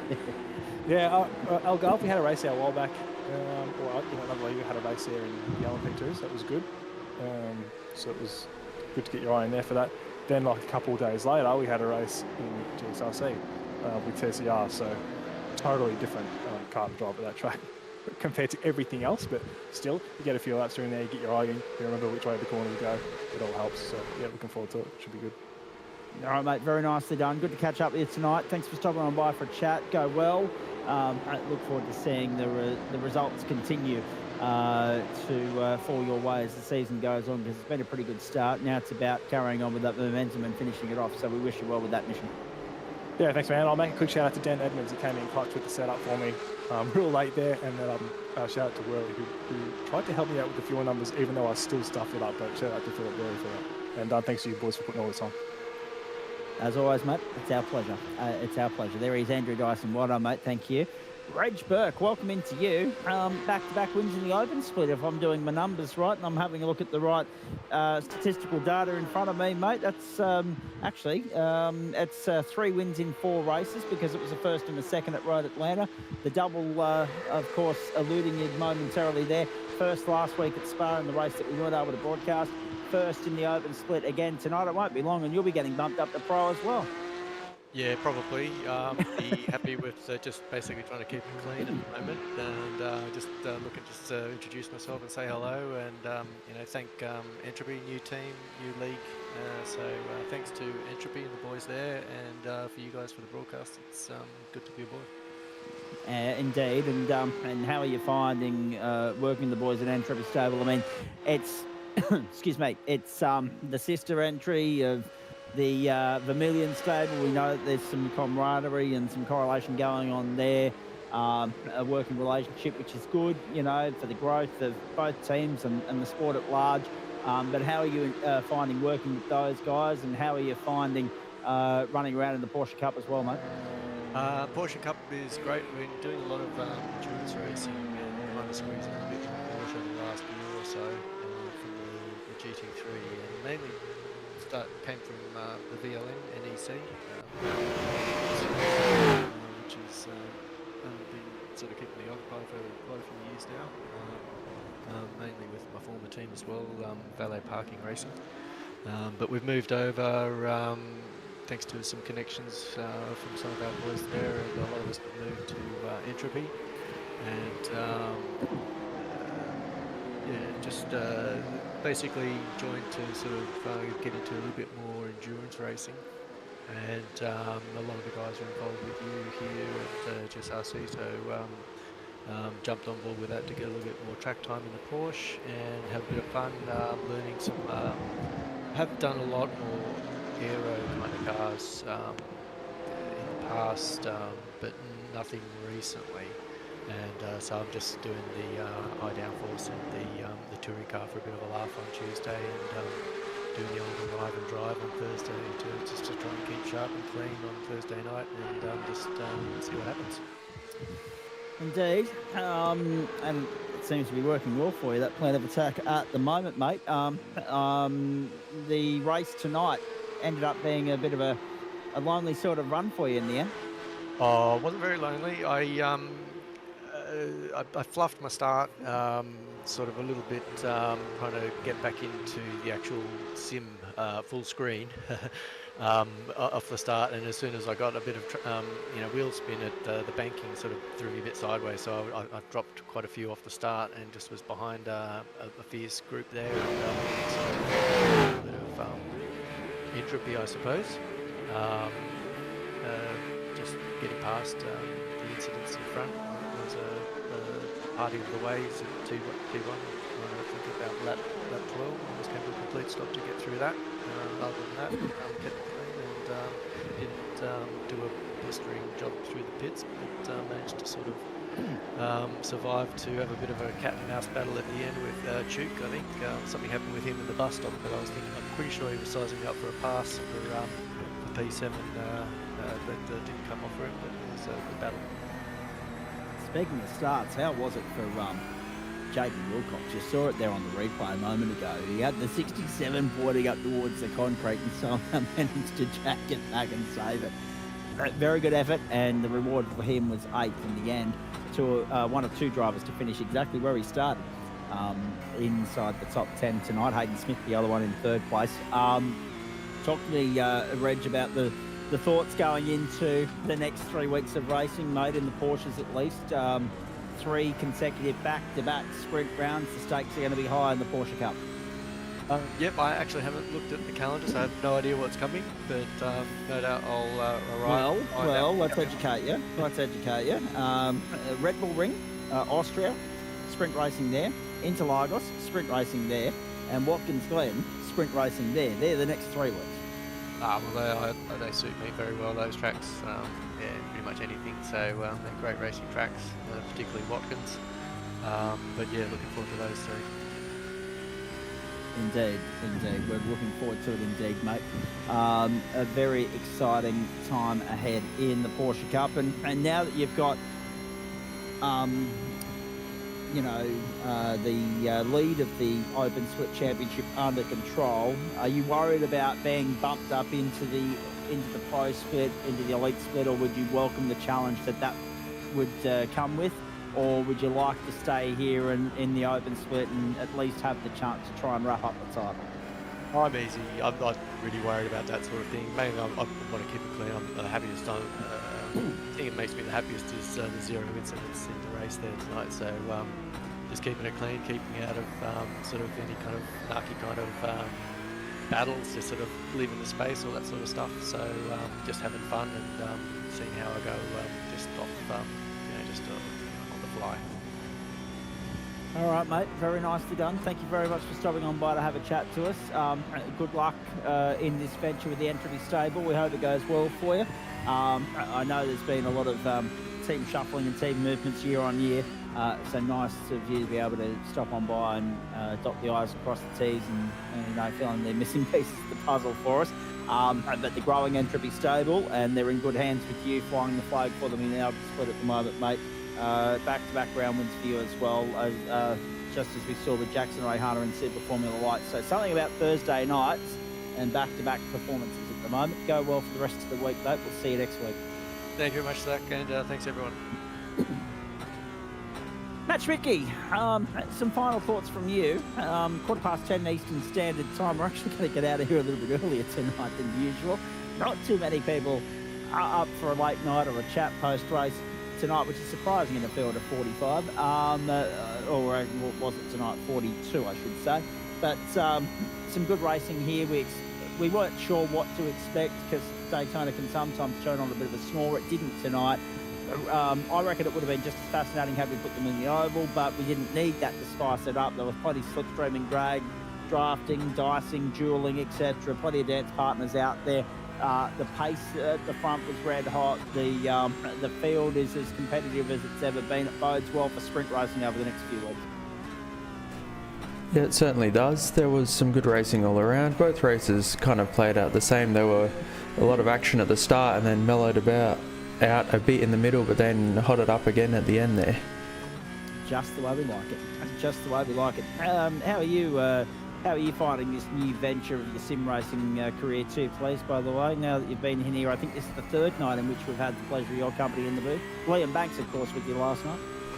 Yeah, it's good. It's an interesting challenge, something different. I've been thinking about getting involved for a while now, and then a couple of weeks ago we were talking on the committee about needing some extra people. I'm like, yeah, I'll give it a go and just kind of be the backup if someone has to drop out. And now Dan's, unfortunately, yes, had to take care of family business, which is perfectly fine. So I guess I'm here every week now. Perfectly understandable. I'll try not to give you too much of a headache as the season goes on. There he is, Matt Schmidt, mate. Thank you, mate. Appreciate that. Will we see you back on track tomorrow night? Yep, you certainly will. I'll be jumping in the Indy car again. Hockenheim, the venue. That'll be a tricky one, I reckon. Yeah, I usually go pretty well there, so we'll have to see what happens. Not going to lie, I'm a little bit disappointed that I missed out on... I couldn't be in two places at once. I missed out on Auto Club last week. I was looking forward to that, but no. Hockenheim tomorrow night, an hour's worth of racing. I'm looking forward to it immensely. Thank you to you, mates. Thank you to everybody at home for tuning in. Thanks to everybody else in the comment section for keeping that ticking over and alive and kicking throughout the course of the evening. Some interesting interaction there, as per usual. Some good banter and some good sledging as well. And we always appreciate it when we notch up more than 100 comments on a stream. Let's remind you that we do this each Monday, Wednesday, Thursday and Friday, and it wouldn't be possible without the following people, ladies and gentlemen. They are Spreyton Cider, Waste Options, Trophy AI, Orbit Australia, Bowens the Builder's Choice, merch.tgsrci.com, and Flash Graphics. That comment at the end there probably sums it up perfectly. I'm going to assume that I'm going to remind everybody as well that the time calls in the top right there are in South Australian or Australian Central Standard Time, not Australian Eastern Standard Time, because the broadcast is being commentated on from Queensland, the home of anti-progressive civilisation, and being produced and directed from the city of Churches this evening. So yes, if you're getting a little bit confused by the time calls there and thinking, what 9:58? No, it was that was 9:28 Australian Central Standard Time, 9:58 Australian Eastern Standard Time. Let's have a look ahead at what's coming your way. Speaking of time calls, tomorrow night they'll be in Western Standard Time, ladies and gentlemen. Let's have a look what's coming your way on the platforms for Gentlemen Sim Racing Pod across Facebook, Twitch and YouTube. There it is for you. That's the land Friday night motorsport. We go back to Germany. We started there tonight. We go back there tomorrow night for the doubleheader. As Open Wheel Friday heads to Europe, and the Motorsport Arena Oschersleben in Germany first up. The two sprint races for round 4 of GSRC Formula Ford, 7:30 Eastern Standard Time. Join Joe Baldwin and I for that one. We'll stay with you to bring you the Hockenheim, Germany, German Grand Prix round, if you like, of the GSRC Spreyton Cider Road to Indy Series from 8:45 Eastern Standard Time, 65 minutes the journey there, which I think was about 40 laps if memory serves. Mount Panorama Bathurst, Saturday night, Mountain Men, 32 laps, 8 p.m. Eastern Standard Time. You'll find out the car of choice for that 32-lap journey tomorrow night from our coverage of Friday Night Motorsport in between the Formula Ford and IndyCar races. Then week 5 of Term 2 gets underway, the 15th week of competition for the season, the 5th week of the term, and of course the week that gets us to the halfway mark of this campaign. GSRC Waste Options GT4 and GT3 night, GT4 Challenge from the Algarve International Circuit in Portimao, Portugal. That's from 7:30. Then the first of our 90-minute races, and we'll bring you GT3 Pro-Am, actually, I'm reliably informed, on Monday night. That one, no, you're right, mate. All good, I've got it for you.